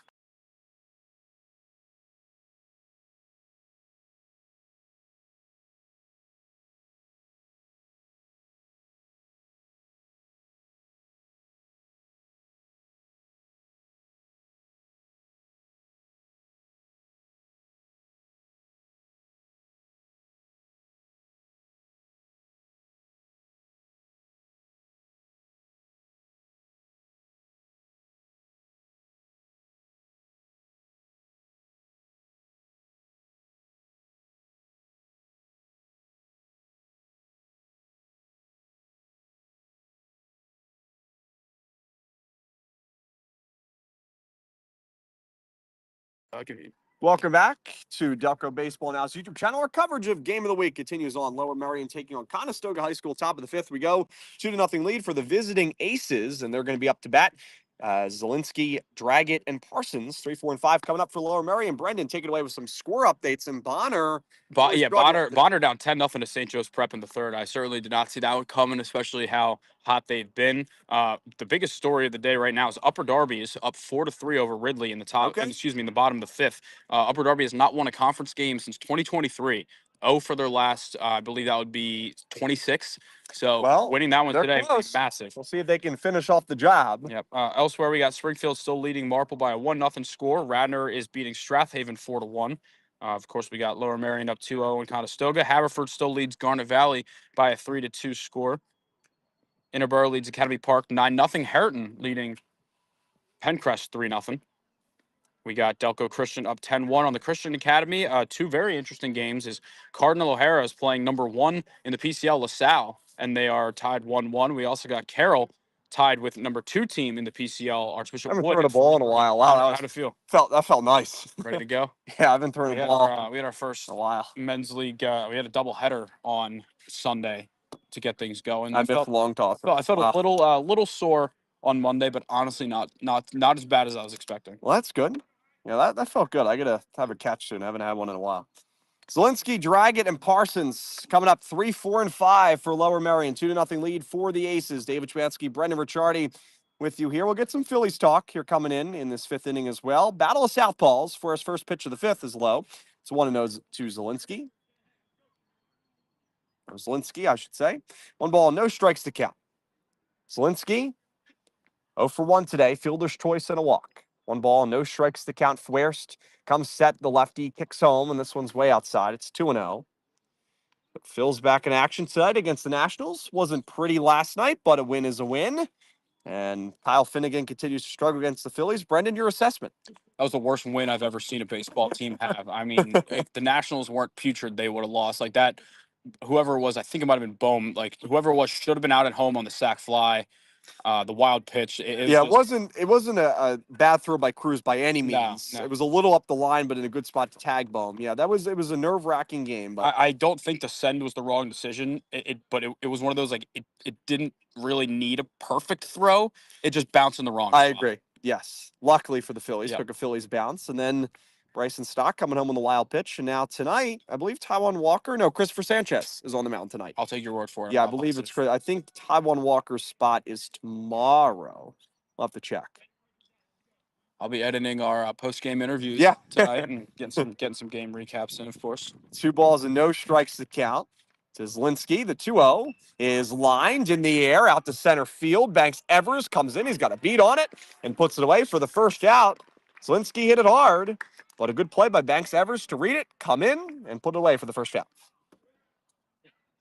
Here is Nicholas Dragitt. Dragitt, 0 for 2 today, a fly out and a ground out, the cleanup hitter for Lower Merion. The Aces 10-4 this season, 4 straight wins. But they've had fairly easier schedule than Conestoga, especially over the past couple weeks. But hey, you have to win the games that are put in front of you, and Lower Merion has done that. I believe that was the first pitch upstairs. Looks like Brendan, 1-0. Correct. Dragitt entered today, hitting .300, tall lefty, facing the lefty Fuerst. The 1-0 is in there for a strike. It's 1-1. It's definitely one of the deeper fields you'll see. It is in the area. 365. Not like Radnor, but Radnor might be 410 to 7. Radnor's a mile. It says 320 down the lines. Maybe a little deeper. 1-1 is outside. It's 2-1. It'd be pretty cool for someone to hit one into the Conestoga fan section out there in the left. Well, I know, when you think about places to hit one out, this is probably not the easiest one to do so. The 2-1 in there for a strike right down Broadway, and it's 2-2 to Dragitt. And the southpaw for Conestoga has found a rhythm. Henry Fuerst, 2 balls and 2 strikes to the count. 1 out here in the top of the 5th, 2-0 lead for Lower Merion. David Chapansky, Brendan Ricciardi with you here on Delco Baseball Now's Game of the Week. And here's the 2-2 pitch. The southpaw kicks home, and it's a swing and a miss as Dragitt goes chasing. And there's a strikeout for Henry Fuerst. It's his first since the 3rd inning, and there are 2 away as Charlie Parsons is coming up for the Aces. And Brendan, if you're Conestoga, this is the point where you've shut down Lower Merion offense over the past couple innings. Now it's about keeping it up, obviously, but your offense kind of going to work. But if you're Conestoga, you have to feel you're in a decent spot here, considering how the game started. First pitch from Fuerst is lined, but right to the second baseman, Lee, who will put it away right in front of his chest like a called strike. And it's a 1-2-3 inning for Henry Fuerst. And we will head to the bottom of the 5th. It's a 2-0 lead for Lower Merion as the Conestoga Pioneers trying to mount a comeback. It'll be Josh Lee, James Queasy, and Cooper Banks Evers, 9-1-2. Coming up for the Conestoga Pioneers. Stay tuned, Delaware County. We'll be back after this short break.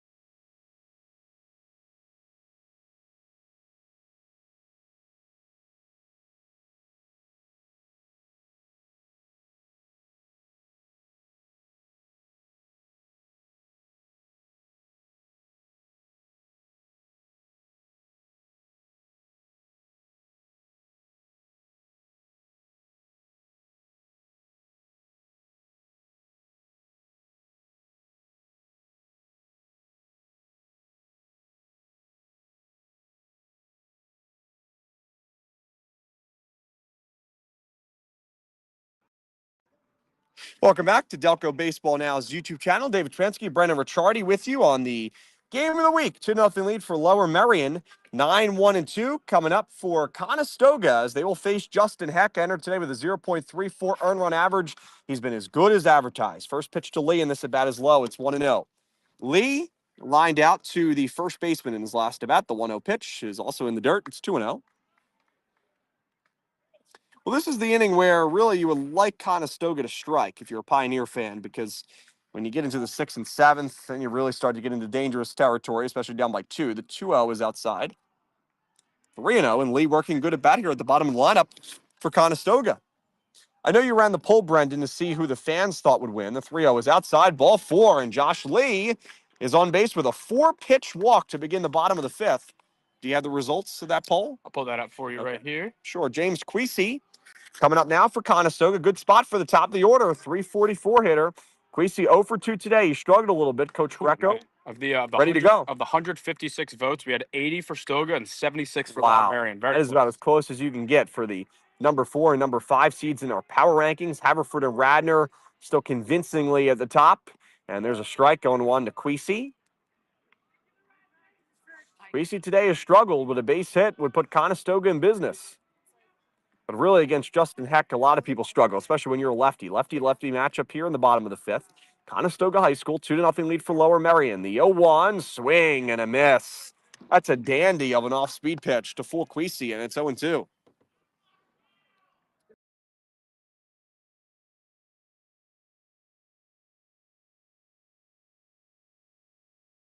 Takes the count to Queasy. Runner at first here in the 5th. This one's outside. It's 1-2. It's probably draining some battery. On deck is Cooper Banks Evers. Evers had a single in his first at bat. Would love to have an opportunity with runners on first and second here at least. 1 ball and 2 strikes to count to Queasy. The pitch from Heck home is lined, and it's through the hole on the right side for a base hit. And it will be runners on first and second for Banks Evers. An opportunity here. Queasy's first hit, and Conestoga, Brendan, they're picking up their bats here in the 5th. Yeah, I mean, I think Queasy's looked comfortable all game, so I think it was about time that he, really squared one up there. He said, even though he struck out in that first at bat, I still feel like he'd been seeing the ball well, tracking it well, and it really showed up there. Here's Cooper Banks Evers, a 270 hitter, 1 for 2 today, a single and a pop out to the second baseman. But this is really the first time today that you kind of heard the Conestoga dugout, the fans coming alive, trying to at least put together a rally and get one here against Justin Heck. As this pitch count rises here in the 5th.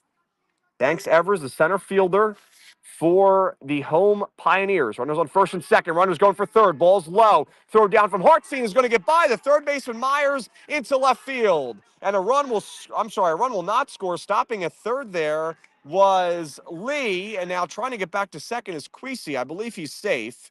So we'll just work as runners on second and third. But the reason why Lee didn't come home was because Lee is hurt over there at third base.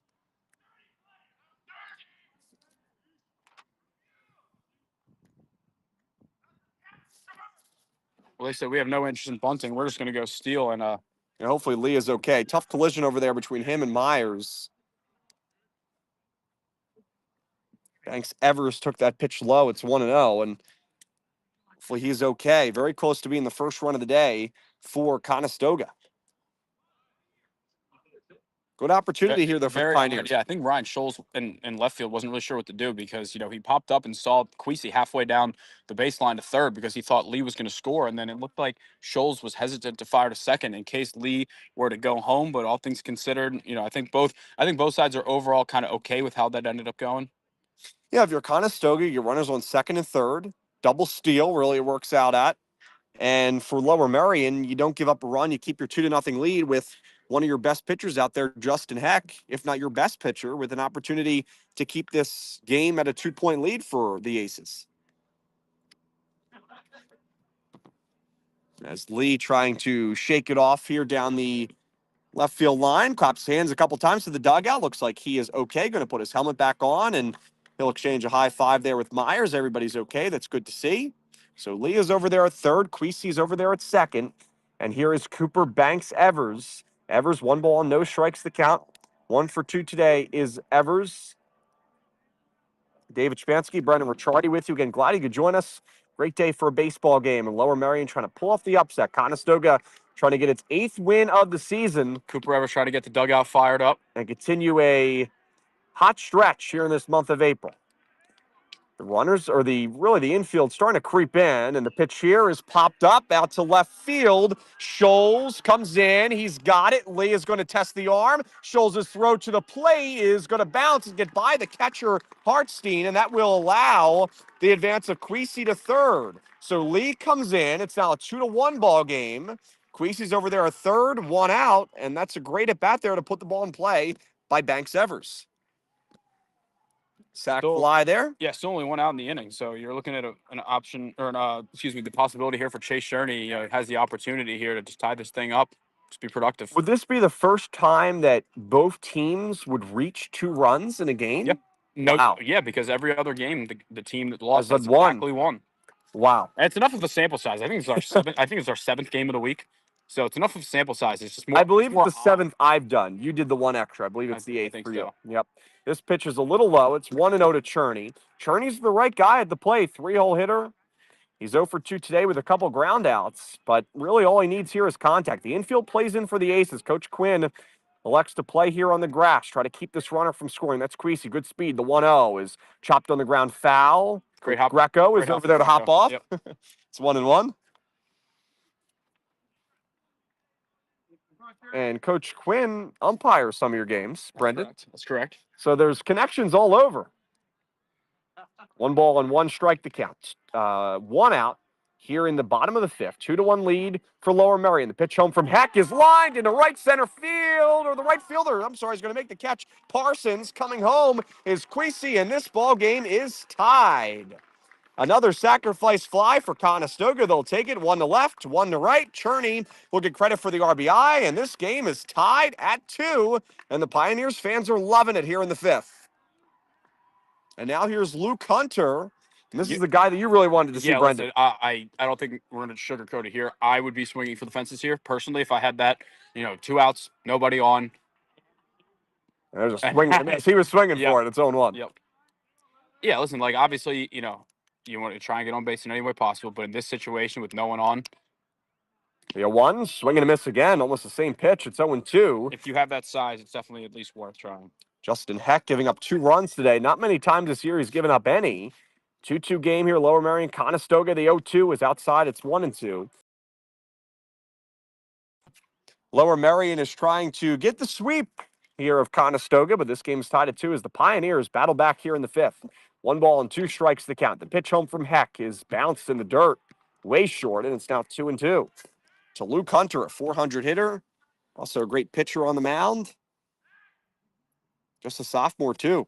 2 balls and 2 strikes to count, so Hunter will have a couple more years here at Conestoga. Also talked about how Austin Havertine, I should say, has at least one more year. This ball's chopped on the ground over to third. Myers at the edge of the grass. His throw is a strong one across the diamond. Score the putout 5-3.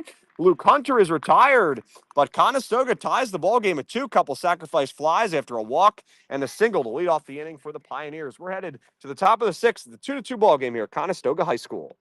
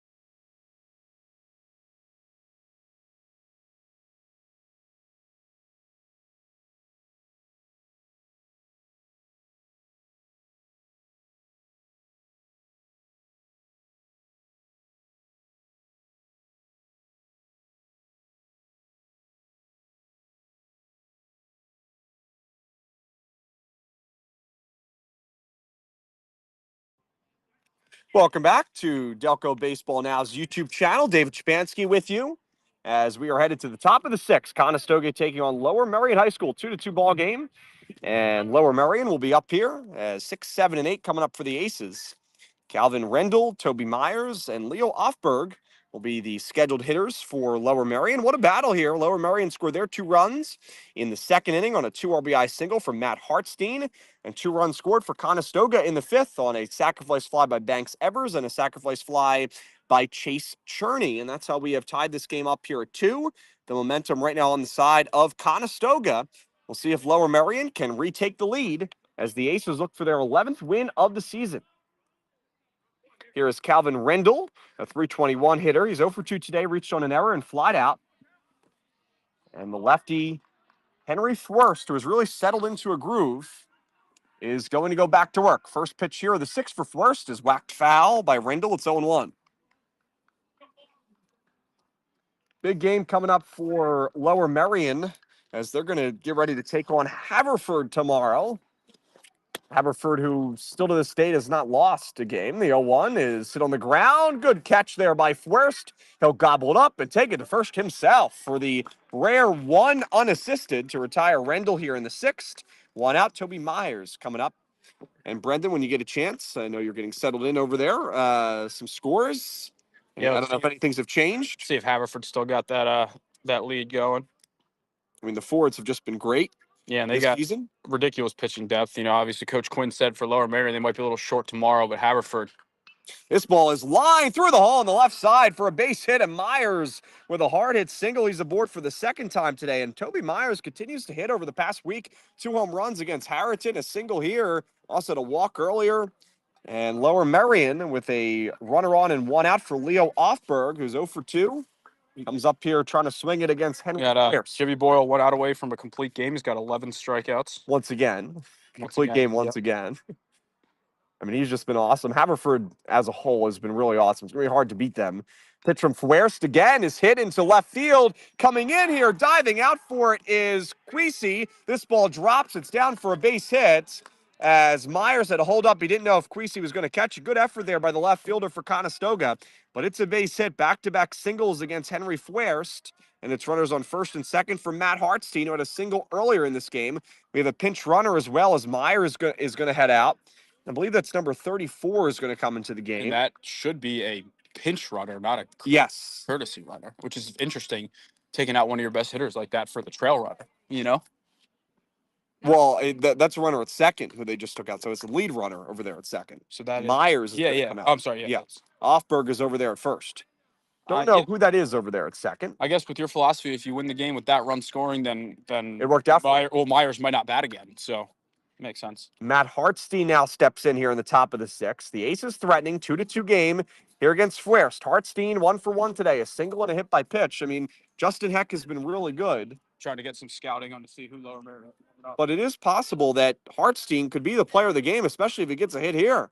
First pitch from Thwerst is in there for a called strike. It's 0-1. It's warming up for Lower Merion, so as their or Conestoga, whoever has their pullover on, so I can't see what number it is. Lefty-righty matchup. The lefty Thwerst on the mound with 1 out in the 6th. David Chapansky, Brendan Ricciardi with you here. No balls and 1 strike to count to Hartstein.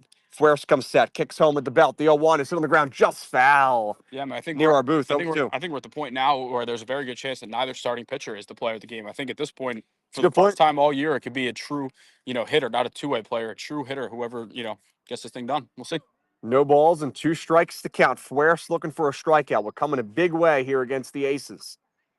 Thwerst, who has to probably be somewhere around 70 pitches by now, comes set at the belt. Should be higher than that. He kicks home. The 0-2 is a called strike 3. That's a big punch out for Henry Thwerst. And there are 2 outs here in the 6th. That was paint. And that will turn things over to the top of the lineup for Ryan Scholes. But Conestoga has all the momentum right now, Brendan. Thwerst at 79 pitches, so he's got about 20 or so to work with. I would guess Max Brown would be in relief. Lower Merion's bullpen has struggled this year. They've had some issues in terms of relief pitching. We'll see how they do here today. Conversation here as Coach Quinn comes down is going to talk to his hitter. I don't know. They may have made a pinch hitter. I can't imagine for Scholes you would pinch hit for. No, it is Scholes up there. Just wanted to talk with his leadoff man. I think Scholes could potentially be our relief pitcher as well for the Aces. Yeah, Scholes is 0 for 3 today, looking for a hit. He has a ground out, fly out, and a strikeout. Runners on 1st and 2nd. Runner at 2nd is a pinch runner. Runner at 1st is Offberg. 2 outs here in the top of the 6th. Thwerst trying to put up a 0 here in the 6th. 2-2 ball game. Conestoga, Lower Merion. First pitch to Thwerst. Hit on the ground hard to second base. Lee is up with it, and his throw over to first will throw out Scholes. And Henry Thwerst and Conestoga work around a couple singles, and they hang up a 0 in the top half of the 6th. We go to the bottom of the 6th, and Conestoga has a chance to take the lead and potentially close out this game. 2-2 ball game. We'll be right back after this.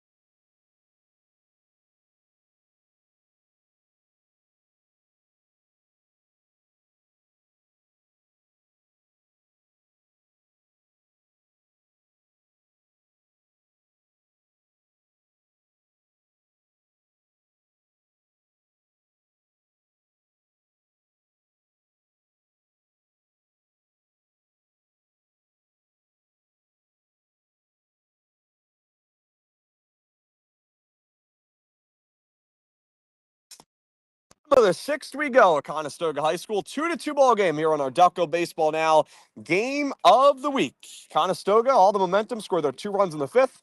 We're going to take the lead in the sixth here against Justin Heck, who has been awesome today for Lower Merion. Just another low-scoring battle. The first battle between these two teams, 3-1 in favor of the Aces. First pitch of the inning is low. It's a ball. It's 1-0 to Chase Rintanen. Rintanen 0 for 2 today. Strikeout and a pop-out. Would love a leadoff base runner here for Conestoga if you're a Pioneers fan. 5, 6, and 7. Rintanen, Sora, and Tharnish. The 1-0.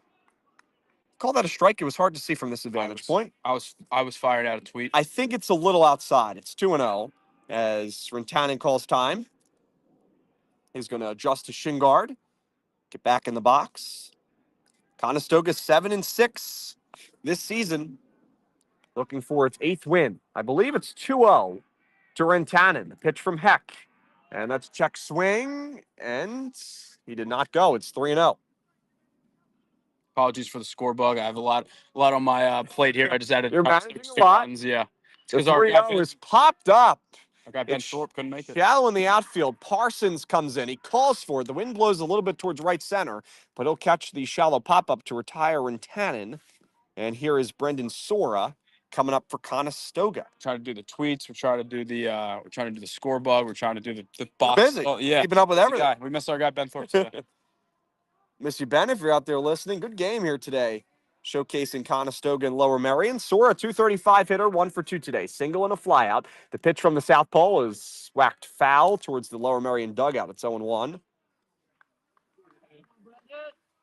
Both of these teams, once again, in a low-scoring battle. When they've matched up against some other teams, they've had some high-scoring battles, but these two teams have held their southpaws, and their southpaws have pitched well. The 0-1 is fouled off the catcher. Hopefully Hartstein is okay. I think he's a little shaken up. It's 0-2. To Sora, again, glad you could join us. All of our listeners and viewers out there here on our Game of the Week. We'll announce our next Game of the Week coming up for the next couple days. Couple options there as the last couple weeks of the regular season roll along. We'll have coverage of the playoffs, of course, as well. Looking forward to that. Sure would like to stream a district championship game. Last year we got to do Radnor and Marple, which was at Newman. Here's the 0-2 pitch from Heck. This one way upstairs. It's 1-2 to Sora. Don't know if the sites are decided yet, but it's a good bet. If a Delco team's in the district title, you'll likely either see it at Newman or Villanova, which I'm sure you would not mind at Villanova. I would not mind if it's at Plymouth meeting. The 1-2 pitch. I'll tell you what, though. At the end of the bat remaining. In Conshohocken, that's probably closer for me. That is closer for you. Yeah, than it is to Villanova. About 15 minutes. Not far. But this is not far as well. Up Lancaster Avenue. Yep. Not a far ride up, and then I think the road is Irish Road. Is that what you have to come? I'm not sure. I came from. So. I was coming. Oh, you're coming from the other way. I won't say where I was subbing, but I was subbing somewhere in Chester County. The 1-2 pitch is low, and it's safety reasons. Obviously, got a lot of burner accounts out there. Brendan Sora, count is even. 2 balls and 2 strikes to count to the righty, the shortstop for Conestoga. 1 out here in the bottom of the 6th. Hex 2-2 is popped up again. This one first base side towards the lawn chair spectators. Drag it, gives it a look, and this one close to the lawn chairs. And it'll remain 2 balls and 2 strikes. Good battle here by Sora, Brendan. Listen, I always root for my fellow Brendans. So if I would Brendans are the stick together. Yeah, Brendan Tills had a great year. Brendan O'Gara, I believe, is on a Conestoga pitcher. Stretch the legs out here. Oh.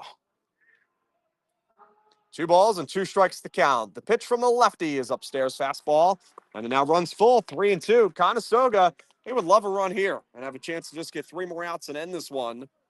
Lower Merion trying to shut him down. 3-2, quick work here by Heck, and this one is outside. Ball 4, Sora hyping up the dugout, and there's a runner on with 1 out for Kurt Tharnish, a 400 hitter who's been on base both times today, having a crack here at Justin Heck. And this is now the 3rd time through the order here, getting almost to the 4th here, coming up in a few batters. So we'll keep an eye on that pitch count here for Justin Heck here in the 6th. I would like to think both pitchers are hitting 100 today, especially considering that I know Lower Merion plays tomorrow. I'm going to assume that Conestoga does too. I'll double check that here. Conestoga, I believe, plays Ridley next. That is correct. That is correct. Is that tomorrow? That is tomorrow. That is tomorrow. So yeah, one of the rare 3-game weeks here. That's not fun.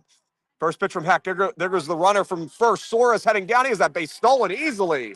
And it's a runner in scoring position. I believe that pitch was a little high. It's 1-0 to Tharnish. And now it's a runner in scoring position. Ducks on the pond. for Conestoga. 2-2 game. Yeah. Pioneers trying to come through with the hit. Tharnish has seen the ball well. He got walked in his first at bat. He got hit right in that knee brace. So we'll see if his swing is able to translate to that. Tharnish entered today's game hitting .400, has played in 9 games, trying to get some playing time, battled some injuries. He's been good today. The 1-0 pitch is up, ball called for a strike. Late call there by the home plate umpire. It's 1-1. David Transky, Brendan Ricciardi with you here on our Game of the Week broadcast. Conestoga taking on Lower Merion, 2-2 ball game, but the go-ahead run for the Pioneers is on second with 1 out. Tharnish, the 7-0 hitter, is at the plate. Justin Heck comes set. The pitch home is inside. It's 2-1. We actually haven't said it too often today. I think maybe we said it once, but Justin's twin brother, Brian, also plays on Lower Merion as a pitcher. They're very competitive, according to Coach Quinn. Competitive in terms of their opponents, but also against themselves, as brothers would be. The 2-1 pitch is upstairs. It's 3-1 to Tharnish. Landon Jones is on deck. 3 balls and 1 strike to count. Runner on second. 2-2 ball game. Justin Heck, the lefty, comes set, and he kicks home. The 3-1 is hit on the ground, foul. Down the third base line, kind of hit off the end of the bat, had a weak. Yeah, it was a weird. It almost sounded like a wood sound. It sounds like a wood bat for a He second. did. And Coach Greco stayed out of the way of that one. That one might have stung a little bit the way it was coming off the bat. And it's now full count. 3 balls and 2 strikes to the count. Conestoga dugout makes some noise. Runner on second. That runner over there is Sora. Tharnish is at the plate. 1 out here in the bottom of the 6th. 2-2 ball game here on this Wednesday afternoon. Justin Heck gets the signs, and now we'll have time called, I believe, by Tharnish. Be granted by the home plate umpire.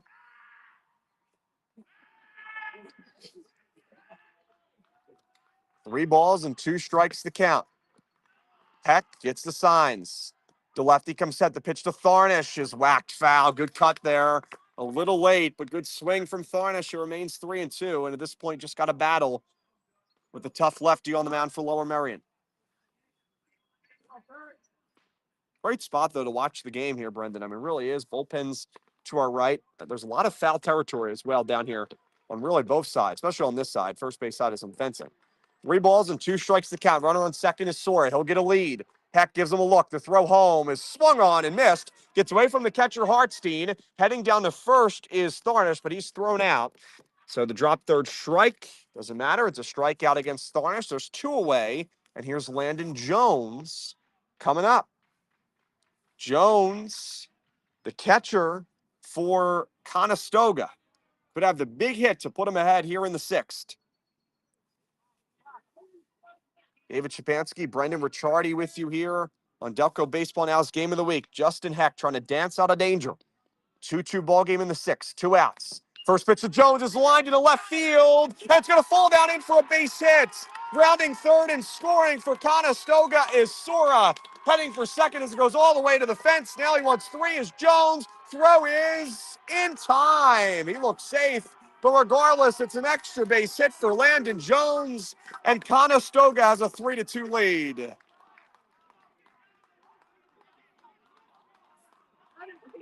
What a hit. The bottom of the lineups for both of these teams continue to come through today.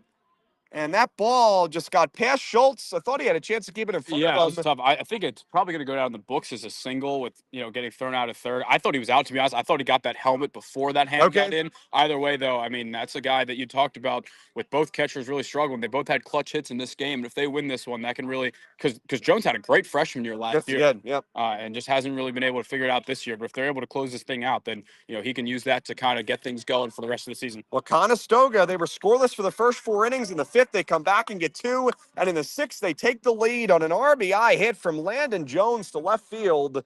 And we're headed to the 7th, 3-2 lead for Conestoga. Can the Pioneers close it out? Find out next.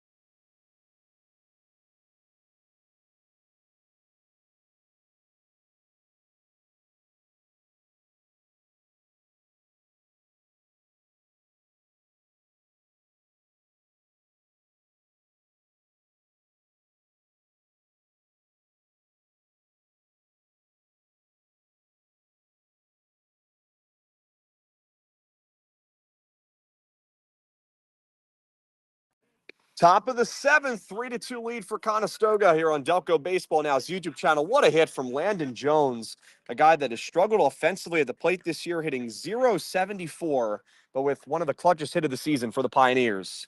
And that's how you can kind of get that second half surge started, right? Like, obviously, it's hard mentally to kind of put that stuff behind you, especially after he hit so well his freshman year. But if they're able to hold on to this one here, I think it's going to really, get things rolling for him. Well, here's Gus Wright, 2, 3, and 4 due up for the Aces. Still facing Fuerst. It's a strike to Wright. Wright has struggled today. Reached on a walk in his first at bat, but strikeout and a fly ball to Wright. Hitting .353 this season. Fuerst trying to throw the complete game. Here's the 0-1 pitch. This one is hit on the ground off the end of the bat, weakly to first. Hunter will tag the bag, and that's an easy first out on 2 pitches on the 3 unassisted to get right. Brody Slensky coming up now for Lower Merion. I mean, these are the guys you want off for the Aces, right? Like, these are Gus Wright was your 2 hitter, but now you're at 3, 4, 5. See if they can kind of get things going. This is, I would say, been our most compelling game of the week so far this season. I mean, Haverford Radnor had the most storylines going in, but this is the first time we've had a big hit like that. Now, we weren't here for the first game between these two teams, but it ended 3-1, very similar fashion, except it was kind of the opposite, as Lower Merion pulled away and was able to get enough pitching on their side of things to beat Conestoga. But Conestoga has obviously been playing much better baseball. I mean, this is a team that lost their first 5 games, then won 7 in a row. This pitch is outside. It's 1-0 to Slensky before losing to Radnor, but in a very competitive game. And also, too, Brendan, I mean, they had a chance to win the game, and Austin Havertine had 16 strikeouts. Yeah, it was 2-2 in the 6th. That shows that, as Coach Greco likes to talk about, the process is there. The 1-0 is hit pretty well out to left field. This ball slicing away from Quincy, and this one's going to get down. That's a fair ball. And this ball is going to roll all the way to the fence. Stopping at second, kind of getting halfway to third, and now having to pull all the way back to second is Zelensky. So it's a double as Quincy tried to get it, but this one rolled into the corner. It's a double with 1 out for Lower Merion, and the Aces aren't going down yet here in the 7th. I mean, it was a fantastic effort, but it was a very good recovery to be able to, kind of pop back up and get that throw into third. Henry Fuerst, according to this, is at 84 pitches, so it looks like he's got about 15 or 16 to play with. Reminder, you can start an at-bat before 100 pitches, but you cannot start a new one after you pass 100 pitches. Here is Nicholas Draggett coming up. Draggett, a 300 hitter, looking for his first hit of the day. Draggett, a lefty, stands in facing the lefty Fuerst. Runner at second is Zelensky after he doubled past Quisi in the 7th. Fuerst comes set, trying to hold on to this 3-2 lead for the Pioneers. Kicks home, and the lefty gets a swing and a miss. 0-1. Draggett, I think, was definitely expecting a fastball there, didn't get it. This is where Fuerst really has to battle down, and there's been some tough innings today for Fuerst that he's had to work around in this Aces lineup, but he has kept battling and has rightened the ship so far. Here's the 0-1 pitch from Fuerst, and this one way upstairs, almost getting to the backstop. Good job by Jones to keep that in front of him and catch it, and that forced Zelensky to head back to second. It's 1-1. Remember, very good speed over there at second for Zelensky. 10 stolen bases this year entering today's game. And the single should score him here. 3-2 lead for Conestoga. Fuerst, the southpaw, comes set at the belt. Looks back Zelensky at second. Runner goes for third. It's high and no throw. Zelensky has third stolen. Read that pitch very easily, and it's now 2-1 to Draggett. And Fuerst trying to settle back in. But, I mean, what a job by Zelensky, who's really almost bought a run for Lower Merion by himself. Yeah, I mean, that was very, very aggressive, especially when you're already in scoring position. But now, see the Conestoga infield's forced to come in. With a guy that big up the plate like Draggett, that's not where you want to be. 2 balls and a strike. The pitch from Fuerst is right down Broadway for a strike. Good comeback there from Fuerst. Count even 2-2. Runner at third is Zelensky. The corners, really the whole infield, as Brendan said, comes in on the grass. They're trying to cut this runner at the plate. But again, any decently hit ball to the infield might squeak through. Could be a big hit for the Aces. 1 out. The 2-2 pitch from Fuerst. The Dragon is swung on and missed. Huge strikeout for Henry Fuerst. And the Pioneers are fired up. There's 2 away as Draggett goes down for his second time this afternoon. And Lower Merion is down to its final outs. And it's Charlie Parsons, the guy that once again talked with Coach Quinn a couple days ago. He really stressed how he has battled consistently this year, He has been kind of the go-to guy. He didn't start in the beginning of the year, has really forced Coach Quinn to put him into the lineup. And Brendan, he's hitting over 400. Today, he has a single. He has a hit by pitch and a pop out. 1 for 2 today. Runner at third is Slensky. Not a far backdrop here. I mean, if it does get away, depending on the speed, Slensky could definitely score with speed, but not a whole lot of room. Fuera steps off. Does appear to be bullpen action for the Aces if they extend this to the bottom of the 7th. 3-2 lead for Conestoga. Runner at third, 2 outs. First pitch is a swing and a miss. It's 0-1. And this is where Fuerst, I think, Brendan, is just going to try to rear back here and kind of put any gas that is left in the tank here with the fastball, because it's worked here today. Yeah, whatever you got left. No balls and 1 strike to count to Charlie Parsons, the 5-hole hitter for the Aces. Fuerst with the runner at third, kicks home, swing and a miss. It's 0-2. And Lower Merion is down to its final strike. No balls, 2 strikes is the count. Charlie Parsons at the plate. Tying run is at third. Go-ahead run is at the plate. It's a 3-2 lead for the Conestoga Pioneers, looking to split the series with the Aces and win their 8th of the last 9. Coach Quinn paces up and down the line, looking for a single. And now Fuer steps off. Look over the signs with Jones. Well, this has definitely been the best game that we've had so far. Without a doubt. In the game Okay, for peace, pups. Yeah, it's nerve-wracking here. No balls and 2 strikes to count. The southpaw kicks home for Conestoga. Popped up behind the plate. Foul into the trees near the bullpens. It remains 0-2. David Shapansky, Brendan Ricciardi with you. Stay tuned for our post-game coverage on social media. What a game it's been. 3-2 lead for Conestoga. 1 strike away from sealing the deal here against the Aces. Parsons, 1 hit away from extending this ball game at least to the 7th. Bottom of the 7th, I should say. You made a good point, though. The backstop's a little wide. I think if the ball's in the dirt, that could be wild pitch territory. Fuerst gets the signs. Comes set. His 0-2 pitch to Parsons. Bit down. Just missed. A little bit low, perhaps outside. Conestoga wanted it, didn't get it, and it remains 1-2. That's a good call there, Brent. Yeah, I thought it was a little it's a good call, and it's an even better take from Parsons to not go down and chase that one. I'd be halfway back to the dugout by now. 1 ball and 2 strikes to count. Fuerst back to work. Charlie Parsons, 1 home run, 10 RBIs this year for Lower Merion. Steps out, calls time. And if you're a hitter in this situation, I mean, if there's goosebumps out here, I mean, I know that you have to try to, keep your composure, but Parsons, I'm sure, is up there trying to do anything he can to put bat to ball. It's all about controlling your breathing. 1 ball and 2 strikes to count to Charlie Parsons. Fuerst comes set, looking for the win. This ball's hit on the ground, over to third. Cherney is up. His throw to first is in time.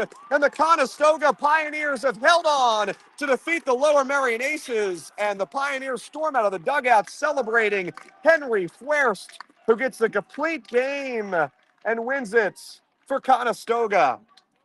3-2 is the final score in favor of the Pioneers. Let's call it that. Yeah, And Charlie Parsons did everything he could to get that ball through on the left side, made good contact, but Cherney with the play of the game to throw out Parsons, Brendan, by maybe a step and a half at most. Yeah, it's fantastic. And usually that's a third baseman's ball. You're coming towards the base. Shortstop's going away from first base. So it's usually third baseman's job. But all I have to say is you better make sure you make the play if you're going to do that. I was in the hole. Tough play for Cherney to his left. Great range. And his throw was on the money. And Conestoga will defeat Lower Merion by a final score of 3-2. The Pioneers storm back after they were down 2-0 for the first 4 innings of this game. The Pioneers get 2 runs on 2 sacrifice flies in the 5th and get the go-ahead run on a Landon Jones RBI single in the 6th. And that will do it for our Delco Baseball Now game of the week. Conestoga improves to 8-6. Lower Merion falls to 10-5, and the Aces and the Pioneers will split this season's series. I want to thank everybody for tuning in. Brendan, I think the player of the game has to be Landon Jones. I mean, Fuerst was really, really good, but Landon Jones, I mean, with the hit of the season, especially for him, he struggled this year at the plate. And, I mean, not only was that, I mean, that wasn't, a bloop single. That was hard hit. It was nicely done by Jones. Yeah, I mean, we've been dominated by pitchers this year. I think in a game like this, don't get me wrong, Henry Fuerst was great, but sometimes you got to reward the hitters that, make things happen. We got a fired Conestoga team heading out into the outfield now, and excited to get some post-game content. Absolutely. Well, I want to thank everybody for tuning into this game of the week. Stay tuned to our social media. We'll have more information there. Again, final score, Conestoga 3, Lower Merion 2. We'll see you in the next one. Have a great night, Delaware County. For Brendan Ricciardi, I'm David Shapansky.